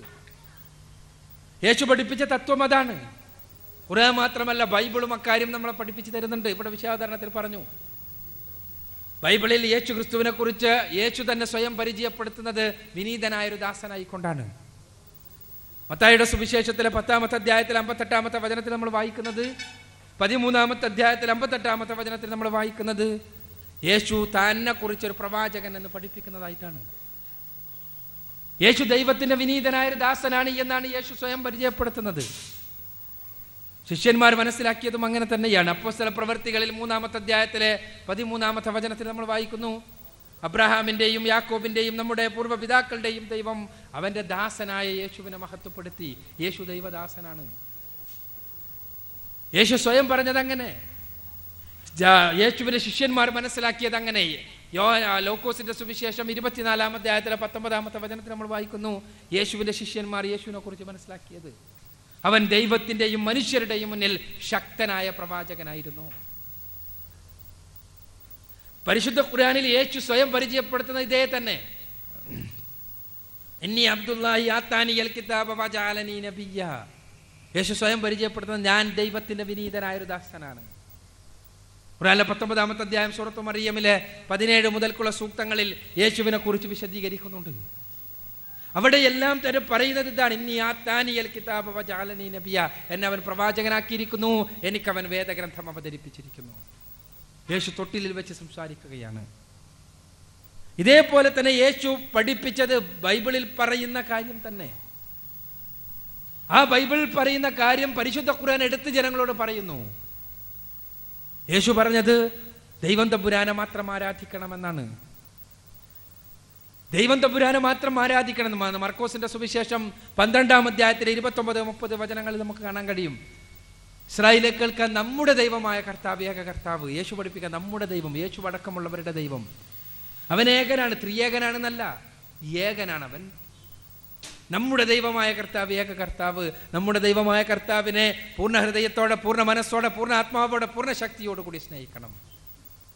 അപ്പം നമ്മുടെ ദൈവം യേശു അടക്കമുള്ളവരുടെ ദൈവം. ആരോട് പ്രാർത്ഥിക്കണം, ആരെ വിളിച്ച് പ്രാർത്ഥിക്കണം, ആരെ ആരാധിക്കണം? യേശു പഠിപ്പിച്ചു. മത്തായിയുടെ സുവിശേഷം 4-ാം അധ്യായത്തിലെ 10-ാമത്തെ വചനം. നീ നിന്റെ ദൈവമായ കർത്താവിനെ മാത്രം നമസ്കരിച്ച് അവനെ മാത്രം ആരാധിക്കണം. സട്ടാവായ തമ്പുരാനെ മാത്രമാണ് ആരാധിക്കേണ്ടത്. യേശു മാതൃകാ പുരുഷനാണ്. പരിശുദ്ധ ഖുർആൻ പറയുന്നു, യേശുവിൻ്റെ മാതൃക പിൻപറ്റുന്ന ആളുകൾ ചെയ്യേണ്ടത് എന്താണ്? യേശു തനിക്ക് ഏറ്റവും പ്രയാസകരമായ രംഗം ബൈബിൾ പറയുന്നുണ്ട്. താൻ ഇസ്രായേലിയർക്ക് വേണ്ടിയാണ് സംസാരിച്ചത്. ഇസ്രായേലിയരിലെ നഷ്ടപ്പെട്ടു പോയ ആടുകളെ അവരുടെ ആലയത്തിലേക്ക് തിരിച്ചു കൊണ്ടുപോകുവാൻ വേണ്ടിയാണ് അദ്ദേഹം ത്യാഗം സഹിച്ച് സുവിശേഷം പ്രസംഗിച്ചത്. അങ്ങനെയുള്ള ഇസ്രായേലിയർ, യഹൂദർ അഭിമാർ, അന്നത്തെ റോമ സാമ്രാജ്യത്തെ സ്വാധീനിച്ചുകൊണ്ട് പിലാത്തോസിന്റെ പടയാളികളെ തനിക്കെതിരെ തന്നെ ക്രൂശിക്കുവാൻ, തന്നെ പിടിച്ചു കൊണ്ടുപോകുവാൻ പിലാത്തോസിന്റെ പടയാളികൾ കടന്നു വരുന്നുണ്ടോ എന്ന് മനസ്സിലാക്കിയപ്പോൾ പിലാത്തോസിന്റെ പടയാളികളെ പ്രേരിപ്പിക്കുകയും പ്രചോദിപ്പിക്കുകയും ചെയ്ത് ആ പടയാളികൾ തനിക്കെതിരെ കടന്നു വരുന്നുണ്ടെന്ന് മനസ്സിലാക്കിയപ്പോൾ യേശു പൊട്ടിക്കരഞ്ഞ് പ്രാർത്ഥിക്കുന്നു. മത്തായിയുടെ സുവിശേഷം 26-ാമത്തെ അധ്യായത്തിലെ 39-ാമത്തെ വചനത്തിൽ നമ്മൾ കാണുന്നു യേശു പൊട്ടിക്കരഞ്ഞുകൊണ്ട് പ്രാർത്ഥിക്കുന്നത്. സാഷ്ടാംഗം നമിച്ച് പൊട്ടിക്കരഞ്ഞ് പ്രാർത്ഥിക്കുകയാണ്, പിതാവേ, ദൈവമേ, ഈ പാനപാത്രം എന്നിൽ നിന്ന് നീക്കം ചെയ്യണമേ. കരഞ്ഞുകൊണ്ടുള്ള പ്രാർത്ഥനയാണ്. ലൂക്കോസ് പറയുന്നത്, ലൂക്കോസിന്റെ സുവിശേഷം 22-ാമത്തെ അധ്യായത്തിലെ 42-ാമത്തെ വചനത്തിൽ ഈ പ്രാർത്ഥനയുടെ സമയത്ത് യേശുവിൻ്റെ രോമകൂപങ്ങളിലൂടെ രക്തം വന്നു, വിയർപ്പ് രക്തത്തുള്ളികളെ പോലെയായി. ഇത്രക്കും പ്രയാസപ്പെട്ടുകൊണ്ട് യേശു പ്രാർത്ഥിക്കുന്നത് ആരോട്? ദൈവം തമ്പുരാനോട്. ഖുർആൻ പറയുന്നത് ഇത്ര മാത്രമാണ്, യേശു ആരോട് പ്രാർത്ഥിച്ചുവോ അവരോട് പ്രാർത്ഥിക്കൂ. യേശുവിൻ്റെ അനുയായികളെ, യേശുവിൻ്റെ അനുയായികൾ ചെയ്യേണ്ടത് യേശു ആരോട് പ്രാർത്ഥിച്ചുവോ അവനോട് പ്രാർത്ഥിക്കുകയാണ്. യേശു ആരെ ദൈവമായി അംഗീകരിച്ചുവോ അവനെ ദൈവമായി അംഗീകരിക്കുകയാണ്. അതിന് പകരം യേശുവിനെ ദൈവമാക്കുന്ന, യേശുവിനെ ത്രിദൈവങ്ങളിൽ ഒരാളാക്കുന്ന, യേശുവിനോട് പ്രാർത്ഥിക്കുന്ന സമ്പ്രദായത്തെ ഖുർആൻ വിമർശിക്കുന്നു. ഇതിനു വേണ്ടിയാണ് പരിശുദ്ധ ഖുർആൻ യേശുവിൻ്റെ നാമങ്ങൾ അത്രയും ഉപയോഗപ്പെടുത്തുന്നത് എന്ന് നാം മനസ്സിലാക്കുക. രണ്ടാമത്തെ ചോദ്യം മുസ്ലിം സമൂഹവുമായി ബന്ധപ്പെട്ടതാണ്. എന്തുകൊണ്ടാണ് മുസ്ലിം സമൂഹം സ്ത്രീകളെ പള്ളിയിലേക്ക് കൊണ്ടുപോകാത്തത്? സമൂഹത്തോട് ചോദിക്കേണ്ടതാണ്. ഇസ്ലാം യഥാർത്ഥത്തിൽ സ്ത്രീകളെ മറ്റ് മതദർശനങ്ങളെല്ലാം തന്നെ അവരെ പരിഗണിക്കാതിരിക്കുകയും അവഗണിക്കുകയും അവമതിക്കുകയും ചെയ്ത സമയത്ത് അവർക്കുന്നതമായ സ്ഥാനം നൽകിയ ആദർശമാണ് ഇസ്ലാം. വിശുദ്ധ പൗലോസ് ബൈബിളിൽ പറയുന്നത്, കൊരിന്ത്യർക്ക് എഴുതിയ 1-ാം ലേഖനത്തിലെ 7-ാം അധ്യായത്തിൽ 1-ാമത്തെ വചനത്തിൽ പറയുന്നത് സ്ത്രീകൾ അപകടകാരികളാണ്, അവരെ തൊടാതിരിക്കുന്നതാണ് പുരുഷന്മാരല്ല എന്നാണ്. 14-ാമത്തെ അധ്യായം മുഴുവൻ വായിച്ചു നോക്കുക. സഭകളിൽ സ്ത്രീ മൗനം പാലിക്കണം, സ്ത്രീ മിണ്ടാൻ പാടില്ല, സ്ത്രീ അഭിപ്രായം പറയാൻ പാടില്ല. സ്ത്രീകൾക്ക് ആണ് സകല പാപങ്ങളും കടന്നു വരാൻ കാരണം. അങ്ങനെ സ്ത്രീകളെ സ്ത്രീ അഥവാ പുരുഷൻ സ്ത്രീ വിവാഹം കഴിക്കാത്തവരാണെങ്കിൽ വിവാഹം കഴിക്കാതിരിക്കുക. കാരണം സ്ത്രീയാണ് പാപങ്ങൾക്ക് കാരണം. കഴിച്ചവരാണെങ്കിൽ അവരെ ഒഴിവാക്കാതെ നല്ല നിലക്ക് ജീവിക്കുക. ഇതെല്ലാം പൗലോസിന്റെ ഉപദേശങ്ങൾ. കൊരിന്ത്യർക്ക് 1-ാം ലേഖനത്തിൽ 6-7 അധ്യായങ്ങൾ 7 മുതൽ 14 വരെയുള്ള അധ്യായങ്ങൾ വായിച്ചു നോക്കിയാൽ നമുക്ക് കാണാൻ കഴിയുന്നതാണ് ഇക്കാര്യങ്ങളെല്ലാം. ഇതിന്റെ അടിസ്ഥാനത്തിൽ സ്ത്രീകൾക്ക് ആത്മാവുണ്ടോ എന്ന് ചർച്ച ചെയ്തിരുന്നു ചർച്ച് ഒരു കാലത്ത്. ആത്മാവുണ്ട് എന്ന് വാദിക്കുന്ന ആളുകളുണ്ടായിരുന്നു ക്രിസ്ത്യാനികൾക്കിടയിൽ, ആത്മാവില്ല എന്ന് വാദിക്കുന്ന ഒരു വേറൊരു വിഭാഗം. ആത്മാവ് ഇല്ല ഉണ്ട് എന്ന് വാദിക്കുന്നവരിൽ തന്നെ വീണ്ടും ചർച്ച, എന്താത്മാവ്, അവർക്ക് മനുഷ്യന്റെ ആത്മാവാണോ പിശാചിന്റെ ആത്മാവാണോ എന്ന് ചർച്ച. ഇതായിരുന്നു അവസ്ഥാവിശേഷം. സ്ത്രീകളെ എല്ലാ മതദർശനങ്ങളും, മതം എന്നുള്ള നിലക്ക് സ്ഥാപനവൽക്കരിക്കപ്പെട്ട പുരുഷന്റെ കൈകളിലെ ആ പാവയായി തീർന്ന മതദർശനങ്ങൾ സ്ത്രീയെ പാപത്തിന്റെ തിന്മയുടെ പ്രതീകമായിട്ടാണ് കണ്ടത്. സർവേഷാം ദോഷരത്നാനാം സുസമുദ്ഗികയാനയ ദുഃഖ ശൃംഖലയാം നിത്യമലമസ്തു മമ സ്ത്രീയാം. യാജ്ഞവൽക്യോപനിഷത്തിലെ വചനമാണ്. സർവദോഷങ്ങളുടെയും പേടകമായ, തിന്മയുടെ പ്രതീകമായ, സകല ദുഃഖങ്ങളുടെയും കാരണമായ സ്ത്രീയിൽ നിന്ന് ഭഗവാൻ നിന്നെ രക്ഷിക്കട്ടെ. സ്ത്രീയിൽ നിന്ന് രക്ഷ തേടുക, അതാണ് സ്ത്രീ എന്ന് അറിഞ്ഞാൽ. ഒരു അർത്ഥത്തിലുമുള്ള സ്വാതന്ത്ര്യത്തിന്, നന്മക്ക് വകവെച്ചു കൊടുക്കാൻ പാടില്ലാത്തവളാണ് സ്വതന്ത്രാഹ സ്ത്രീയഃ കാര്യാഃ പുരുഷൈർ സ്വൈർദിവാനിഷം വിഷയേഷു സജ്ജന്ത്യഃ സംസ്ഥാപ്യാത്മനോവശേ. മനുസ്മൃതിയിലെ 9-ാമത്തെ അധ്യായത്തിലെ 2-ാമത്തെ വചനമാണ്. ഒരർത്ഥത്തിലും ഒരു കാരണവശാലും സ്ത്രീക്ക് സ്വാതന്ത്ര്യം കൊടുക്കരുത്. അവളുടെ പുരുഷൻ അവൻ എത്ര വലിയ തോന്നിയാസിയാണെങ്കിലും അവന് വിധേയനായി അവൾ ജീവിച്ചു കൊള്ളണം. ഇങ്ങനെ സ്ത്രീയെ ഒരർത്ഥത്തിലും പരിഗണിക്കാതിരുന്ന അവസ്ഥയിൽ നിന്ന് സ്ത്രീക്ക് അസ്തിത്വമുണ്ടെന്നും ആത്മാഭിമാനമുണ്ടെന്നും അവൾക്ക് വ്യക്തിത്വമുണ്ട് എന്നും അവൾക്ക് അവകാശങ്ങളുണ്ട് എന്നുമെല്ലാം പഠിപ്പിച്ച ആദർശമാണ് ഇസ്ലാം. സ്ത്രീയെക്കുറിച്ച് ചോദിച്ചാൽ അവളെക്കുറിച്ച് തിന്മയുടെ പ്രതീകം എന്നും അവൾ ജനിച്ചത് തന്നെ തിന്മക്ക് എന്നും പാപം കടന്നു വരാൻ കാരണക്കാരിയെന്നും അതുകൊണ്ട് തന്നെ അവളാണ് സകല തിന്മകളുടെയും കാരണമെന്നും പാപത്തിൻ്റെ നിമിത്തമെന്നുമെല്ലാം പഠിപ്പിക്കുന്നതിൽ നിന്ന് വ്യത്യസ്തമായി സ്ത്രീ പുരുഷന്റെ പാതിയാണ്ടി എന്ന് പഠിപ്പിച്ച ദർശനമാണ് പരിശുദ്ധ ഖുർആന്റെ ദർശനം.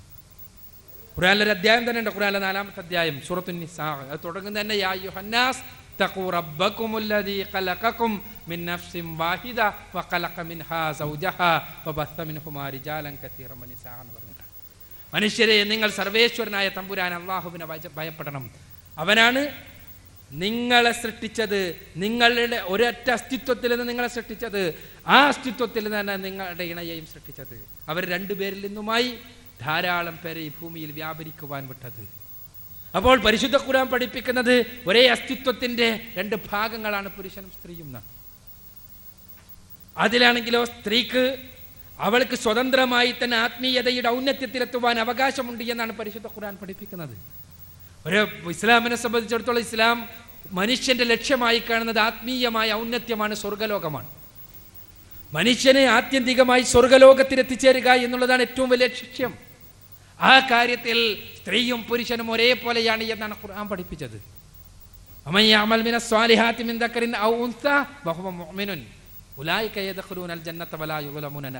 ഖുർആനിലെ 4-ാമത്തെ അധ്യായം സൂറത്തുൻ നിസായിലെ 124-ാമത്തെ വചനം. സ്ത്രീയാകട്ടെ പുരുഷനാകട്ടെ അവർ സത്യവിശ്വാസം ഉൾക്കൊണ്ടുകൊണ്ട് സൽക്കർമ്മം അനുഷ്ഠിക്കുമെങ്കിൽ അവർ സ്വർഗപ്രവേശനം ലഭിക്കുന്നതാണ്. അവർക്ക് ഒരു തരിമ്പ് പോലും അനീതി കാണിക്കൂല. സ്ത്രീ എന്നുള്ള നിലക്ക് പുരുഷൻ എന്നുള്ള നിലക്ക് ഒരു അനീതിയും ഉണ്ടാവില്ല. ഓരോരുത്തരും അവരുടെ സ്വർഗം തീരുമാനിക്കുന്നത് ഓരോരുത്തരാണ് എന്നും അവരാണ് കർമ്മം ചെയ്യേണ്ടത് എന്നും അവരുടെ വിശ്വാസമാണ്. ഒരിക്കലും ഇണയുടെ വിശ്വാസം ഇണയെ രക്ഷപ്പെടുത്തുകയില്ല എന്നുമാണ് പരിശുദ്ധ ഖുർആൻ പഠിപ്പിക്കുന്നത്. അതോടൊപ്പം തന്നെ ഞാൻ നേരത്തെ പറഞ്ഞു, ഏറ്റവും ഉന്നതരായ 2 പേരെക്കുറിച്ച് പറഞ്ഞപ്പോൾ എല്ലാ വിശ്വാസികൾക്കും മാതൃകയായി. പുരുഷന്മാർക്കെന്നോ സ്ത്രീകൾക്കെന്നോ പറഞ്ഞില്ല, എല്ലാ വിശ്വാസികൾക്കും മൊത്തത്തിലുള്ള മാതൃകയായി 2 പേരെ പറഞ്ഞപ്പോൾ 2 മഹിളാരത്നങ്ങളെയാണ് പറഞ്ഞത്. ഒന്ന് ഫറോവയുടെ പത്നി, രാജകൊട്ടാരത്തിന്റെ സുന്ദര ശീതളിമയിൽ ജീവിക്കുമ്പോൾ തന്നെ ദൈവവിശ്വാസത്തിന്റെ ഏകനായ സട്ടാവ് മാത്രമാണ് ആരാധ്യൻ എന്നുള്ള തത്വം അംഗീകരിക്കുക വഴി പീഡനങ്ങളുടെ പ്രയാസങ്ങളുടെ ജീവിതപാത തിരഞ്ഞെടുത്ത മഹിളാരത്നം, ആത്മീയതയുടെ ഔന്നത്യം അവരെ ലോകത്തുള്ള മുഴുവൻ വിശ്വാസികൾക്കും മാതൃകയായി എടുത്തു കാണിക്കുകയാണ് ഖുർആൻ. അതോടൊപ്പം തന്നെ തന്നിലേൽപ്പിക്കപ്പെട്ട ദൗത്യം, പ്രയാസകരമായ ദൗത്യം, കന്യകാ ജനനം എന്ന കന്യകയായി തന്നെ കുഞ്ഞിന് ജന്മം നൽകുക എന്ന ദൈവികമായ ഉദ്ദേശത്തിന്റെ പൂർത്തീകരണത്തിന് നിമിത്തമാവുക വഴി പ്രയാസങ്ങളുടെ, മനപ്പീഡകളുടെ, പ്രയാസങ്ങളുടെ മുൾക്കിരീടം തലയിൽ അണിയേണ്ടി വന്ന യേശുവിൻ്റെ മാതാവായ മറിയ. ഈ 2 പേരെയാണ് പരിശുദ്ധ ഖുർആൻ വിശ്വാസികൾക്ക് മുഴുവനും മാതൃകയായി എടുത്തു കാണിക്കുന്നത്. അപ്പോൾ സ്ത്രീകൾക്ക് ഔന്നത്യത്തിൻ്റെ ഉന്നതമായ വിധാനത്തിലെത്താം. മാത്രമല്ല പരിശുദ്ധ ഖുർആൻ മാത്രമാണ് ലോകത്ത് 18-ാം നൂറ്റാണ്ടിന് എഴുതപ്പെട്ട ഒരു പുസ്തകത്തിൽ സ്ത്രീക്ക് അവകാശമുണ്ടെന്ന് പറയുന്നത്. നിങ്ങൾ പരിശോധിച്ച് നോക്കുക, ഏത് പുസ്തകം എടുക്കുക, മതപരമോ മതേതരമായ പുസ്തകം, സ്ത്രീക്ക് അവകാശമുണ്ട് എന്ന്. ബാധ്യതകളെക്കുറിച്ച് കുറേ കാണാൻ കഴിയും നിങ്ങൾക്ക്. സ്ത്രീയുടെ ബാധ്യതകളെക്കുറിച്ച് അനവധി പരാമർശങ്ങൾ ലോകത്തിലെ ധർമ്മശാസ്ത്ര ഗ്രന്ഥങ്ങളിൽ മുഴുവനും കാണാൻ കഴിയും. സ്ത്രീയുടെ ബാധ്യത, അവൾ മകൾ എന്നുള്ള നിലക്കുള്ള ബാധ്യത, സഹോദരി എന്നുള്ള നിലക്കുള്ള ബാധ്യത, മാതാവ് എന്നുള്ള നിലക്കുള്ള ബാധ്യത, ഭാര്യ എന്നുള്ള നിലക്കുള്ള ബാധ്യത, ഇതെല്ലാം ഉണ്ടാകും. പക്ഷേ അവൾക്ക് അവകാശം ഉണ്ടോ? ഉണ്ടെന്നില്ല ഒരു ഗ്രന്ഥം. പരിശുദ്ധ ഖുർആൻ വളരെ വ്യക്തമായി തന്നെ പറഞ്ഞു, വലഹുന്ന മിത്ലുല്ലദീ അലൈഹിന്ന ബിൽ മഅറൂഫ്. ഖുർആനിലെ 2-ാമത്തെ അധ്യായം സൂറത്തുൽ ബഖറയിലെ 228-ാമത്തെ വചനം. അവൾക്ക് ബാധ്യതയുള്ളതുപോലെ തന്നെ അവകാശമുണ്ട്. അവകാശം ഉണ്ട് എന്ന് പറഞ്ഞ് വെറുതെ നിൽക്കുകയല്ല ചെയ്തത്. ആ അവകാശങ്ങൾ എന്തൊക്കെയാണെന്ന് ഖുർആനും പ്രവാചക ചര്യയും കൃത്യമായി വരച്ചു കാണിച്ചു. ജനിക്കാനുള്ള അവകാശം മുതലാണ്, ജനിക്കാനുള്ള അവകാശം മുതൽ ഇസ്ലാം നിർണയിച്ചു. ഇന്നും പെണ്ണിന് ജനിക്കണമെങ്കിൽ എന്തൊക്കെ കടമ്പ കടക്കണം എന്ന് ഞാൻ പറയേണ്ട ആവശ്യമില്ലല്ലോ. നമ്മുടെ കേരളീയ സമൂഹത്തിൽ പോലും ജനിക്കാനുള്ള അവകാശം, ജീവിക്കാനുള്ള അവകാശം, മകനെപ്പോലെ തന്നെ പരിഗണിക്കപ്പെടുവാനുള്ള അവകാശം, വിദ്യ സമ്പാദിക്കുവാനുള്ള അവകാശം, അനന്തരാവകാശ സ്വത്തിൽ അവകാശം, സ്വന്തമായി സ്വത്ത് സമ്പാദിക്കുവാനുള്ള അവകാശം, സമ്പാദിച്ച സ്വത്ത് സ്വയം വിനിമയം ചെയ്യുവാനുള്ള അവകാശം, വിവാഹത്തിന് ഇണയെ തിരഞ്ഞെടുക്കുന്ന വിഷയത്തിൽ അഭിപ്രായത്തിനുള്ള അവകാശം, വിവാഹ മൂല്യത്തിനുള്ള അവകാശം, വിവാഹ മോചനത്തിനുള്ള അവകാശം, ലൈംഗിക സംതൃപ്തിക്കുള്ള അവകാശം, മാതാവ് എന്നുള്ള നിലക്ക് സംരക്ഷിക്കപ്പെടാനുള്ള അവകാശം, ഇങ്ങനെ ഓരോ രംഗത്തുമുള്ള അവകാശങ്ങൾ കൃത്യമായി ഖുർആനും തിരുസുന്നത്തും പഠിപ്പിച്ചു. അതേ രൂപത്തിൽ തന്നെയുള്ള സ്ത്രീക്ക് പരിശുദ്ധ പ്രവാചകൻ സല്ലല്ലാഹു അലൈഹി വസല്ലം നൽകിയ അവകാശമാണ് അവൾക്ക് അള്ളാഹുവിൻ്റെ ഭവനങ്ങളിൽ കടന്ന് പ്രാർത്ഥന നടത്തുവാനുള്ള അവകാശം. അതൊരവകാശമാണ്. യഥാർത്ഥത്തിൽ ഇസ്ലാം ആ രംഗത്ത് പെണ്ണിൻ്റെ പ്രയാസങ്ങളെ പരിഗണിച്ചിട്ടുണ്ട് എന്നത് നേരാണ്.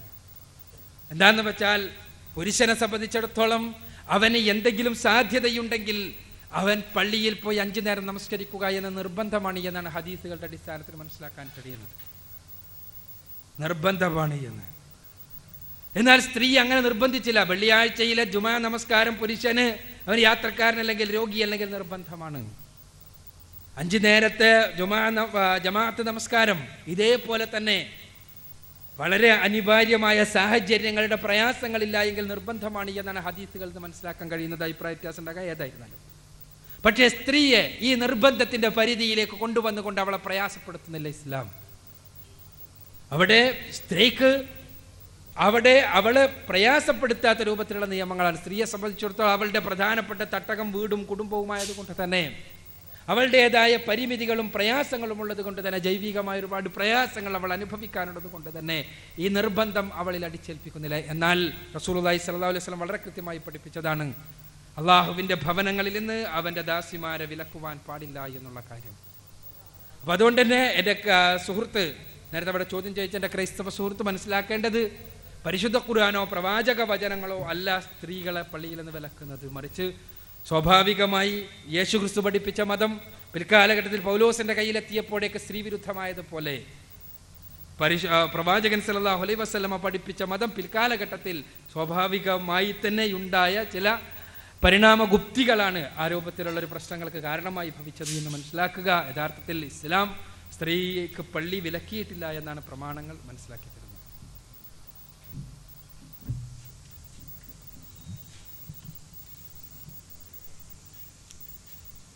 ഞാൻ മുനീർ. ഖുർആൻ 2-ാം അധ്യായത്തിൽ 34-ാം വചനത്തിലും 7-ാം അധ്യായത്തിൽ 11 മുതൽ 13 വരെയുള്ള വചനങ്ങളിലും ആദമിനെ സൃഷ്ടിച്ചതിന് ശേഷം മലക്കുകളോട് സുജൂദ് ചെയ്യാൻ വേണ്ടി പറയുന്നുണ്ട്. നാം മലക്കുകളോട് സുജൂദ് ചെയ്യാൻ കൽപ്പിച്ച സന്ദർഭത്തിൽ എല്ലാവരും സുജൂദ് ചെയ്തു, ഇബ്ലീസ് ഒഴികെ എന്നാണ് പറയുന്നത്. 7-ാം അധ്യായത്തിൽ പറയുന്നത് ഇബ്ലീസിനോട് കാരണം ചോദിച്ചപ്പോൾ ആദം കളിമണ്ണുകൊണ്ടും എന്നെ തീ കൊണ്ടും ഉണ്ടാക്കിയെന്നാണ്. നമ്മൾ പഠിപ്പിക്കപ്പെട്ടത് മലക്കുകളെ പ്രകാശം കൊണ്ടും ജിന്നുകളെ തീ കൊണ്ടും സൃഷ്ടിച്ചു എന്നാണ്. പ്രകാശം കൊണ്ട് സൃഷ്ടിച്ച മലക്കുകളോട് സുജൂദ് ചെയ്യാൻ പറയുമ്പോൾ എന്തിനാണ് തീ കൊണ്ട് സൃഷ്ടിച്ച ഇബ്ലീസിനോട് ചോദ്യം ചെയ്യപ്പെടുന്നത്? അതിൻ്റെ പേരിൽ പാവം ഇബ്ലീസ് എന്തിനാണ് ശിക്ഷയ്ക്ക് വിധേയനാകുന്നത്? ഇതൊരു ഗ്രാസ് റൂട്ട് ലെവലിൽ തന്നെയുള്ള ഒരു തെറ്റായിട്ട് വേണമെങ്കിൽ നമുക്ക് ഖുർആനെ വ്യാഖ്യാനിക്കും. ഒന്നുകിൽ ദൈവത്തിന് തെറ്റ് പറ്റിയെന്നോ അല്ലെങ്കിൽ ഖുർആനിൻ്റെ വൈരുദ്ധ്യമാണോ ഇത് എന്നതാണ് എൻ്റെ ഒരു ചോദ്യം. രണ്ടാമത്തേത്,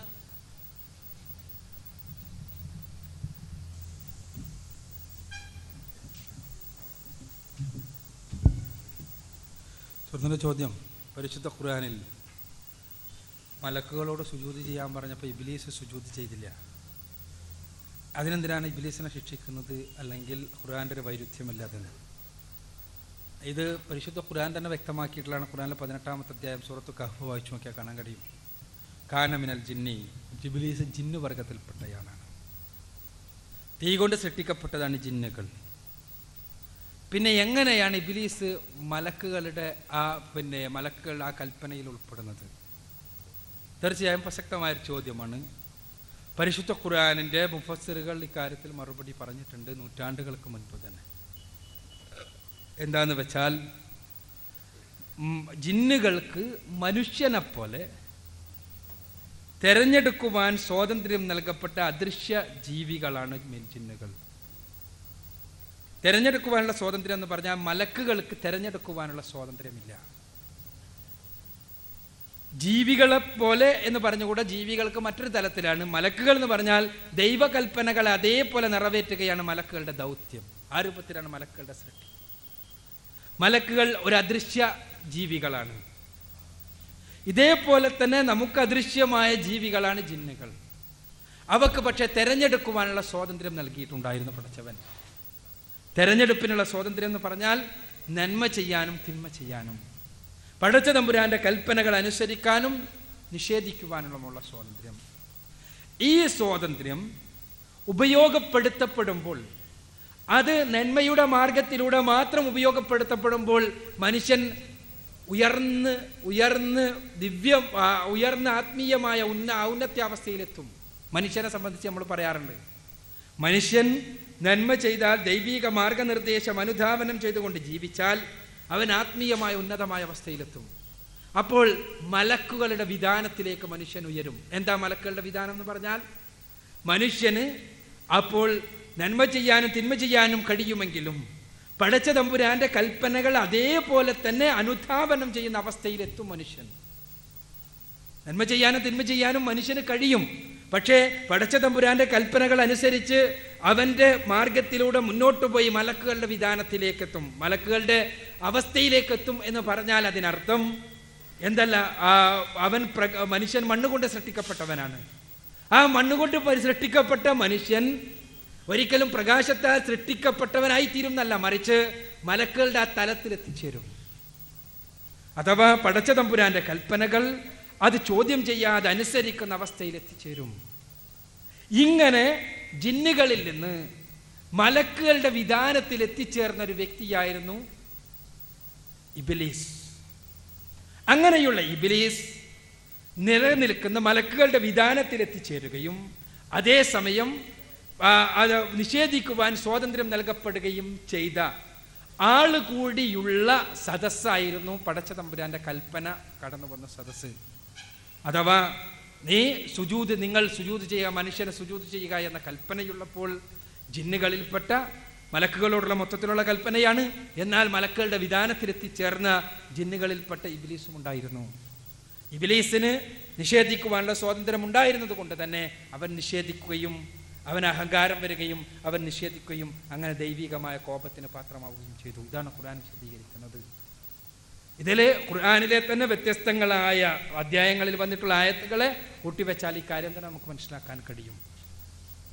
മുഫസ്സിറുകൾ മുൻപേ മറുപടി പറഞ്ഞാണ് ഖുർആനിലൊരു വൈരുദ്ധ്യമല്ല ഇത് എന്ന് മനസ്സിലാക്കുക.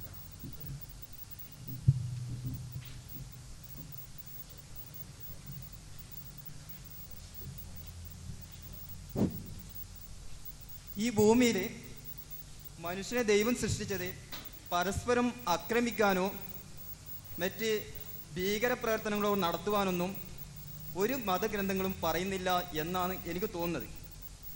ഇന്ന് മനുഷ്യന്മാർ പരസ്പരം ഭയപ്പെട്ട് ജീവിക്കുകയാണ്. അതെന്താണ് ഇതിനുള്ള കാരണം? അത് വിശുദ്ധ ഗ്രന്ഥത്തിൽ എവിടെയെങ്കിലും പറഞ്ഞിട്ടുണ്ടോ ഈ ഭീകരപ്രവർത്തനം എന്നത്? അതൊന്ന് വിശദീകരിച്ചു തന്നാൽ കൊള്ളാമായിരുന്നു.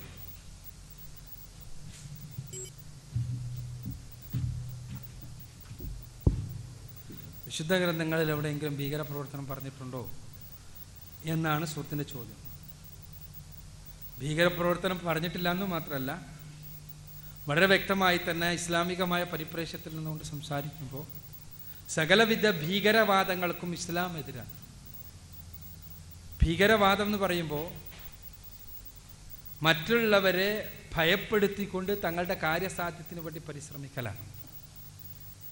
അതിനു വേണ്ടിയുള്ള ഭയപ്പെടുത്തലിന് വേണ്ടി നിഷ്കളങ്കരായ ആളുകളെ ഉപയോഗപ്പെടുത്തുകയും അവരെ കൊലപ്പെടുത്തുകയും അതിലൂടെ തങ്ങളുടെ രാഷ്ട്രീയമായ നേട്ടങ്ങൾക്ക് വേണ്ടി പരിശ്രമിക്കുകയും എല്ലാം ചെയ്യൽ ഭീകരവാദത്തിൻ്റെ ലിസ്റ്റിലാണ് ആധുനിക സമൂഹം ഉൾപ്പെടുത്തി പോരുന്നത്.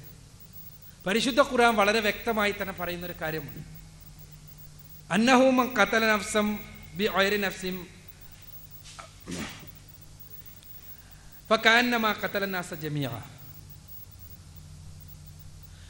أنه من قتل نفسا بغير نفس أو فساد في الأرض فكأنما قتل الناس جميعا. ഖുർആനിലെ 5-ാമത്തെ അധ്യായം സൂറത്തുൽ മാഇദയിലെ 32-ാമത്തെ വചനത്തിന്റെ ഒരു ഭാഗമാണ്. ഇസ്രായേൽ സമുദായത്തിന് പടച്ച തമ്പുരാൻ നൽകിയൊരു നിയമമായി ഖുർആൻ പറയാൻ, ആരെങ്കിലും ഒരാളെ കൊന്നതിന് പകരമായോ അതല്ലെങ്കിൽ നാട്ടിൽ കലാപമുണ്ടാക്കിയതിന് പകരമായോ ഇസ്ലാമിക രാഷ്ട്രം ശിക്ഷിക്കുന്ന ശിക്ഷയൊടിച്ച് നിഷ്കളങ്കനായ ഒരാൾ ആരെങ്കിലും കൊന്നാൽ ഈ ലോകത്തുള്ള മുഴുവൻ മനുഷ്യരെയും കൊന്നതിന് സമമാണ് എന്നാണ് ഖുർആൻ പറയുന്നത്. അഥവാ നിഷ്കളങ്കനായ ഒരു മനുഷ്യനെ കൊന്നുകൊണ്ടുള്ള ഒരു രാഷ്ട്രീയ പ്രവർത്തനം, തങ്ങളുടെ താല്പര്യങ്ങൾ സംരക്ഷിക്കുവാൻ വേണ്ടിയുള്ള പ്രവർത്തനം ഇസ്ലാം അനുവദിച്ചിട്ടുള്ളതല്ല. അതുകൊണ്ട് തന്നെ ഭീകരവാദമെന്നോ തീവ്രവാദമെന്നോ എന്ന് പറഞ്ഞാലും അത് ഇസ്ലാമിൻ്റെ പട്ടികയിൽ പെടുന്നതല്ല. മറിച്ച് ഓരോ പ്രാദേശികമായ കാരണങ്ങൾ കൊണ്ടുണ്ടാകുന്ന കാരണങ്ങളുണ്ടാകും, അതിൽ ന്യായമുണ്ടാകും, അന്യായമുണ്ടാകും, എന്ത് തന്നെയായിരുന്നാലും ഇസ്ലാമിൻ്റെ പട്ടികയിൽ ഇസ്ലാം പഠിപ്പിച്ച ഈ ആദർശത്തിൽ ഈ രൂപത്തിലുള്ള പ്രവർത്തനങ്ങൾ ഉൾപ്പെടുന്നില്ല എന്ന് മനസ്സിലാക്കണം. മറ്റ് വേദഗ്രന്ഥങ്ങളും ഇതേ തലത്തിൽ തന്നെയാണ് കാര്യങ്ങൾ കൈകാര്യം ചെയ്യുന്നത് പൊതുവായി എന്നുള്ളതാണ് യാഥാർത്ഥ്യം. എന്നാൽ ഇവിടെ ഭീകരവാദം എന്ന് പറയുമ്പോഴേക്ക് അത് ഇസ്ലാമിക് എന്ന് അതിനോടൊപ്പം ചേർത്ത് വായിക്കുന്ന ഒരു സമ്പ്രദായം പൊതുവെയുണ്ട്. അതിന് കാരണം നമ്മുടെ മാധ്യമങ്ങളാണ്. യഥാർത്ഥത്തിൽ ലോകത്ത് പല സ്ഥലങ്ങളിലും പല രൂപങ്ങളിലുള്ള കലാപങ്ങൾ നടക്കുന്നുണ്ട്. ആ കലാപങ്ങൾക്ക് ഇസ്ലാമിക് ഹിന്ദുത്വ അല്ലെങ്കിൽ ക്രൈസ്തവ എന്നാരും പറയാറില്ല. അതിൽ മുസ്ലിങ്ങൾ ഉൾപ്പെടുന്ന പ്രദേശങ്ങളിലെ പ്രശ്നങ്ങൾ മാത്രമാകുമ്പോൾ അത് ഇസ്ലാമികമാകുന്നത് എങ്ങനെയാണ് എന്ന് നമുക്ക് മനസ്സിലാവുന്നില്ല. യഥാർത്ഥത്തിൽ നമ്മൾ പരിശോധിക്കേണ്ടതാണ്. ഇപ്പോൾ ഐറിഷ് റിപ്പബ്ലിക്കൻ ആർമി IRA എന്ന് പറയുന്ന സംഘടന ബ്രിട്ടനിൽ നടത്തുന്ന സമരമുണ്ട്. അയർലൻഡിൻ്റെ സ്വാതന്ത്ര്യത്തിന് വേണ്ടി നടത്തുന്ന സമരം, ഗറില്ല യുദ്ധമുറകൾ ഉപയോഗിച്ചുകൊണ്ട് നടത്തുന്ന സമരം, കത്തോലിക്കരാണ് സമരം ചെയ്യുന്നത്. അതുകൊണ്ട് അവരെ കത്തോലിക്ക ഭീകരന്മാർ ആരും വിളിക്കാറില്ല. അതേപോലെ തന്നെ ഇപ്പോൾ ഇവിടെ നടത്തുന്ന സമരം, പിന്നെ തമിഴ് പുലികൾ നടത്തുന്ന സമരം, അവിടെ അവർ ഹിന്ദുക്കളാണ്, ഹിന്ദു ഭീകരന്മാരെന്ന് തമിഴ് പുലികളെ കുറിച്ച് പറയാറില്ല. ഇങ്ങനെ ഓരോ സ്ഥലത്തും ഇന്ത്യയിൽ തന്നെ ബോഡോ തീവ്രവാദികൾ നടത്തുന്നത് ബോഡോകൾ ആരാണ്? അതേപോലെ തന്നെ ഓരോ പ്രദേശങ്ങളിലുമുള്ള ആളുകൾ നടത്തുന്ന സമരങ്ങളുണ്ട്. ആ സമരങ്ങളെ വർഗീയവൽക്കരിക്കുക എന്നത് ഇസ്ലാമിനെ തെറ്റിദ്ധരിപ്പിക്കുവാൻ വേണ്ടിയുള്ള മീഡിയയുടെ പ്രത്യേകമായ പരിശ്രമത്തിൻ്റെ ഭാഗമാണ് എന്ന് തിരിച്ചറിയുവാൻ നമ്മൾ സന്നദ്ധമാകണം. ചോദ്യം ആ തലത്തിലേക്ക് വരുന്നില്ലെങ്കിലും അനുബന്ധമായി അത് പറഞ്ഞു എന്ന് മാത്രമേ ഉള്ളൂ. ഇസ്ലാം ഭീകരവാദത്തെയോ തീവ്രവാദത്തെയോ ഒരർത്ഥത്തിലും പ്രോത്സാഹിപ്പിക്കുന്നില്ല എന്ന് നാം മനസ്സിലാക്കുക.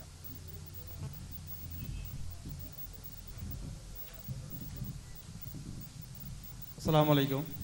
എൻ്റെ പേര് ജുബൈർ, പുതിയങ്ങാടി. എൻ്റെ ചോദ്യം ഇതാണ്: ജ്യോതിഷം ശാസ്ത്രമാണോ അതോ അന്ധവിശ്വാസമാണോ എന്നുള്ളതാണ്.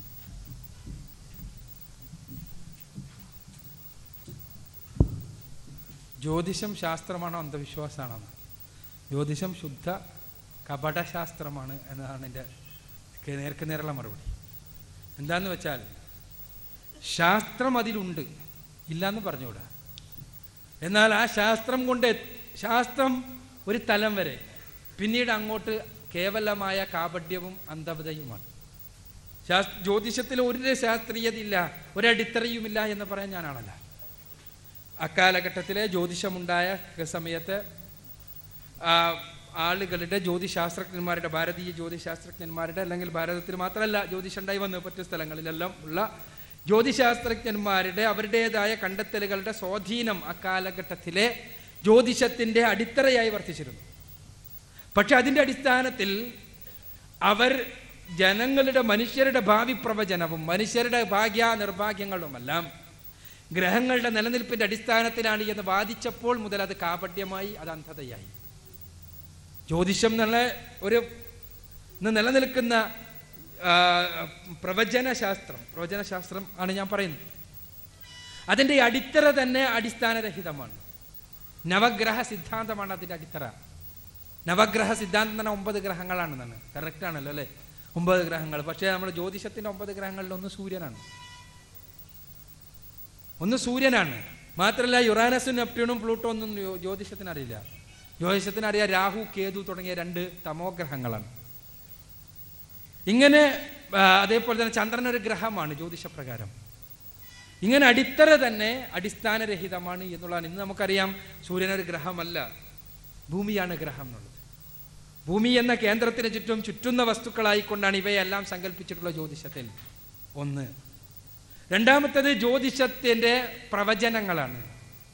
ആ പ്രവചനങ്ങൾ പലപ്പോഴും കേവലം ഊതി വീർപ്പിച്ചവയാണ് എന്നുള്ളതാണ് സത്യം. ജ്യോതിഷപ്രകാരം ഞങ്ങൾ ആലോചിച്ച് നോക്കുക, എന്തൊക്കെ തരത്തിലുള്ള ജ്യോതിഷം ഉള്ള ആളുകളായിരിക്കും, ഏതൊക്കെ നക്ഷത്രങ്ങളുള്ള ആളുകളായിരിക്കും സുനാമി പെട്ടവർ. 2 ലക്ഷത്തിലധികം ആളുകൾ ഏതാനും നിമിഷ നേരം കൊണ്ട് ഈ ലോകത്ത് നിന്ന് അപ്രത്യക്ഷമായി. വളരെ ദാരുണമായ മരണം, ഒരു സംശയമില്ല. അതിലെല്ലാ നക്ഷത്രക്കാരും ഉണ്ടാകും അല്ലേ? ആ നക്ഷത്രം, അതിന് മുഴുവൻ ആളുകളും ഒരേ നക്ഷത്രം, എല്ലാവരും ഒരേ രൂപത്തിലുള്ള ആളുകൾ എന്ന് പറയാൻ കഴിയുമോ? നമ്മൾ ചിന്തിക്കൂല. അതുപോലെ തന്നെ രസകരമായ ഒരു അനുഭവം നമുക്ക് അടുത്ത് തന്നെ ഉണ്ടായല്ലോ, പക്ഷെ നമ്മളത് ശ്രദ്ധിക്കാറില്ല. നമ്മുടെ മീഡിയ ആ രൂപത്തിലുള്ളതാണ്. അതുകൊണ്ടാണ് കഴിഞ്ഞ തെരഞ്ഞെടുപ്പ്, ലോകസഭാ തെരഞ്ഞെടുപ്പിൽ അതിനോടനുബന്ധിച്ച് ഇന്ത്യ ടുഡേ എന്ന നമ്മുടെ വർത്തമാനകാല പത്രം, ആനുകാലികം പത്രമല്ല, ആനുകാലികം ഇന്ത്യയിലെ പ്രധാനപ്പെട്ട ജ്യോതിഷികളുടെ ഭാവി പ്രവചനം, തെരഞ്ഞെടുപ്പ് ഫല ഭാവി പ്രവചനം അതിൽ പ്രസിദ്ധീകരിച്ചിരുന്നു. ഇംഗ്ലീഷിലും മലയാളത്തിലും എല്ലാം വന്നിരുന്നു. ഇതിൽ ഒരാൾ പോലും മൻമോഹൻ സിംഗ് ആകും നമ്മുടെ ഭാവി പ്രധാനമന്ത്രി എന്ന് പറഞ്ഞിട്ടില്ല. ഒരൊറ്റ ആൾ പോലും പറഞ്ഞിട്ടില്ല. അതിൽ പങ്കെടുത്ത എല്ലാവരും, ഒരാളൊഴിച്ച് ബാക്കി എല്ലാവരും പറഞ്ഞത് നമ്മുടെ മുൻ പ്രധാനമന്ത്രിക്ക് തന്നെയാണ്, വാജ്പേയിക്ക് തന്നെയാണ് സാധ്യത എന്ന്. ഒരാൾ പറഞ്ഞത് സോണിയക്ക് കുറച്ച് സാധ്യത ഉണ്ടതാണ്. ഒരാൾ പോലും മൻമോഹൻ സിംഗിനെ കുറിച്ച് പറഞ്ഞില്ല. പക്ഷെ ഇത് കഴിഞ്ഞു, തെരഞ്ഞെടുപ്പ് കഴിഞ്ഞപ്പോൾ ഇന്ത്യ ടുഡേയോ ഇന്ത്യയിലെ മറ്റേതെങ്കിലും മാധ്യമങ്ങളോ ഇത് ഒന്നും എടുത്ത് ഈ കാര്യമേ ചർച്ച ചെയ്തില്ല. എന്നാൽ ഞങ്ങൾ ആലോചിച്ച് നോക്കുക, ഏതെങ്കിലും ഒരാൾ പറഞ്ഞിരുന്നു എന്ന് വിചാരിക്കുക, ഒരു കുറിയ മനുഷ്യനായിരിക്കാൻ സാധ്യതയുണ്ട് ഇന്ത്യയുടെ പ്രധാനമന്ത്രി എന്ന് പറഞ്ഞിരുന്നെങ്കിൽ എന്തായിരിക്കും അവസ്ഥ? എന്തായിരിക്കും? മാധ്യമങ്ങളെല്ലാം വലിയ ചിത്രം കൊടുത്ത് വലുതാക്കി വിഗ്രഹവൽക്കരിച്ച ആ ജ്യോതിഷിയുടെ ചിത്രസഹിതം പ്രസിദ്ധീകരിക്കുമായിരുന്നു. അതിന് വലിയ ന്യൂസ് കിട്ടുമായിരുന്നു. പക്ഷേ ഈ ജ്യോതിഷികളുടെ, ഇന്ത്യ രാജ്യത്തിലെ പ്രഗത്ഭരായ ജ്യോതിഷികളുടെ മുഴുവൻ പ്രവചനവും തെറ്റിയെന്ന് മാത്രമല്ല ഒരു അടിസ്ഥാനരഹിതമാണ് എന്ന് തെളിയിച്ചുകൊണ്ടൊരു തെരഞ്ഞെടുപ്പ് കടന്നു പോയപ്പോഴും നമ്മുടെ ജ്യോതിഷ വിശ്വാസികളുടെ വിശ്വാസം അല്പം പോലും ഗ്ലാനി സംഭവിച്ചിട്ടില്ല. അങ്ങനെയാണ് പലപ്പോഴും അന്ധവിശ്വാസത്തിൻ്റെ സ്ഥിതി. അത് അന്ധവിശ്വാസത്തിൻ്റെ ഒരു പ്രത്യേകതയാണ്. അപ്പോൾ യഥാർത്ഥത്തിൽ ജ്യോതിഷം അടിസ്ഥാനരഹിതമാണ് എന്ന അനുഭവങ്ങൾ പഠിപ്പിക്കുന്നു. ശാസ്ത്രീയമായ യാതൊരു അടിത്തറയുമില്ല. എന്നാൽ ജ്യോതിഷത്തിൻ്റെ പേരിലുള്ള അവകാശവാദങ്ങൾ നിലനിന്നുകൊണ്ടിരിക്കുന്നുണ്ട്. അത് അങ്ങനെ കടന്നു പോവുകയും ചെയ്യും.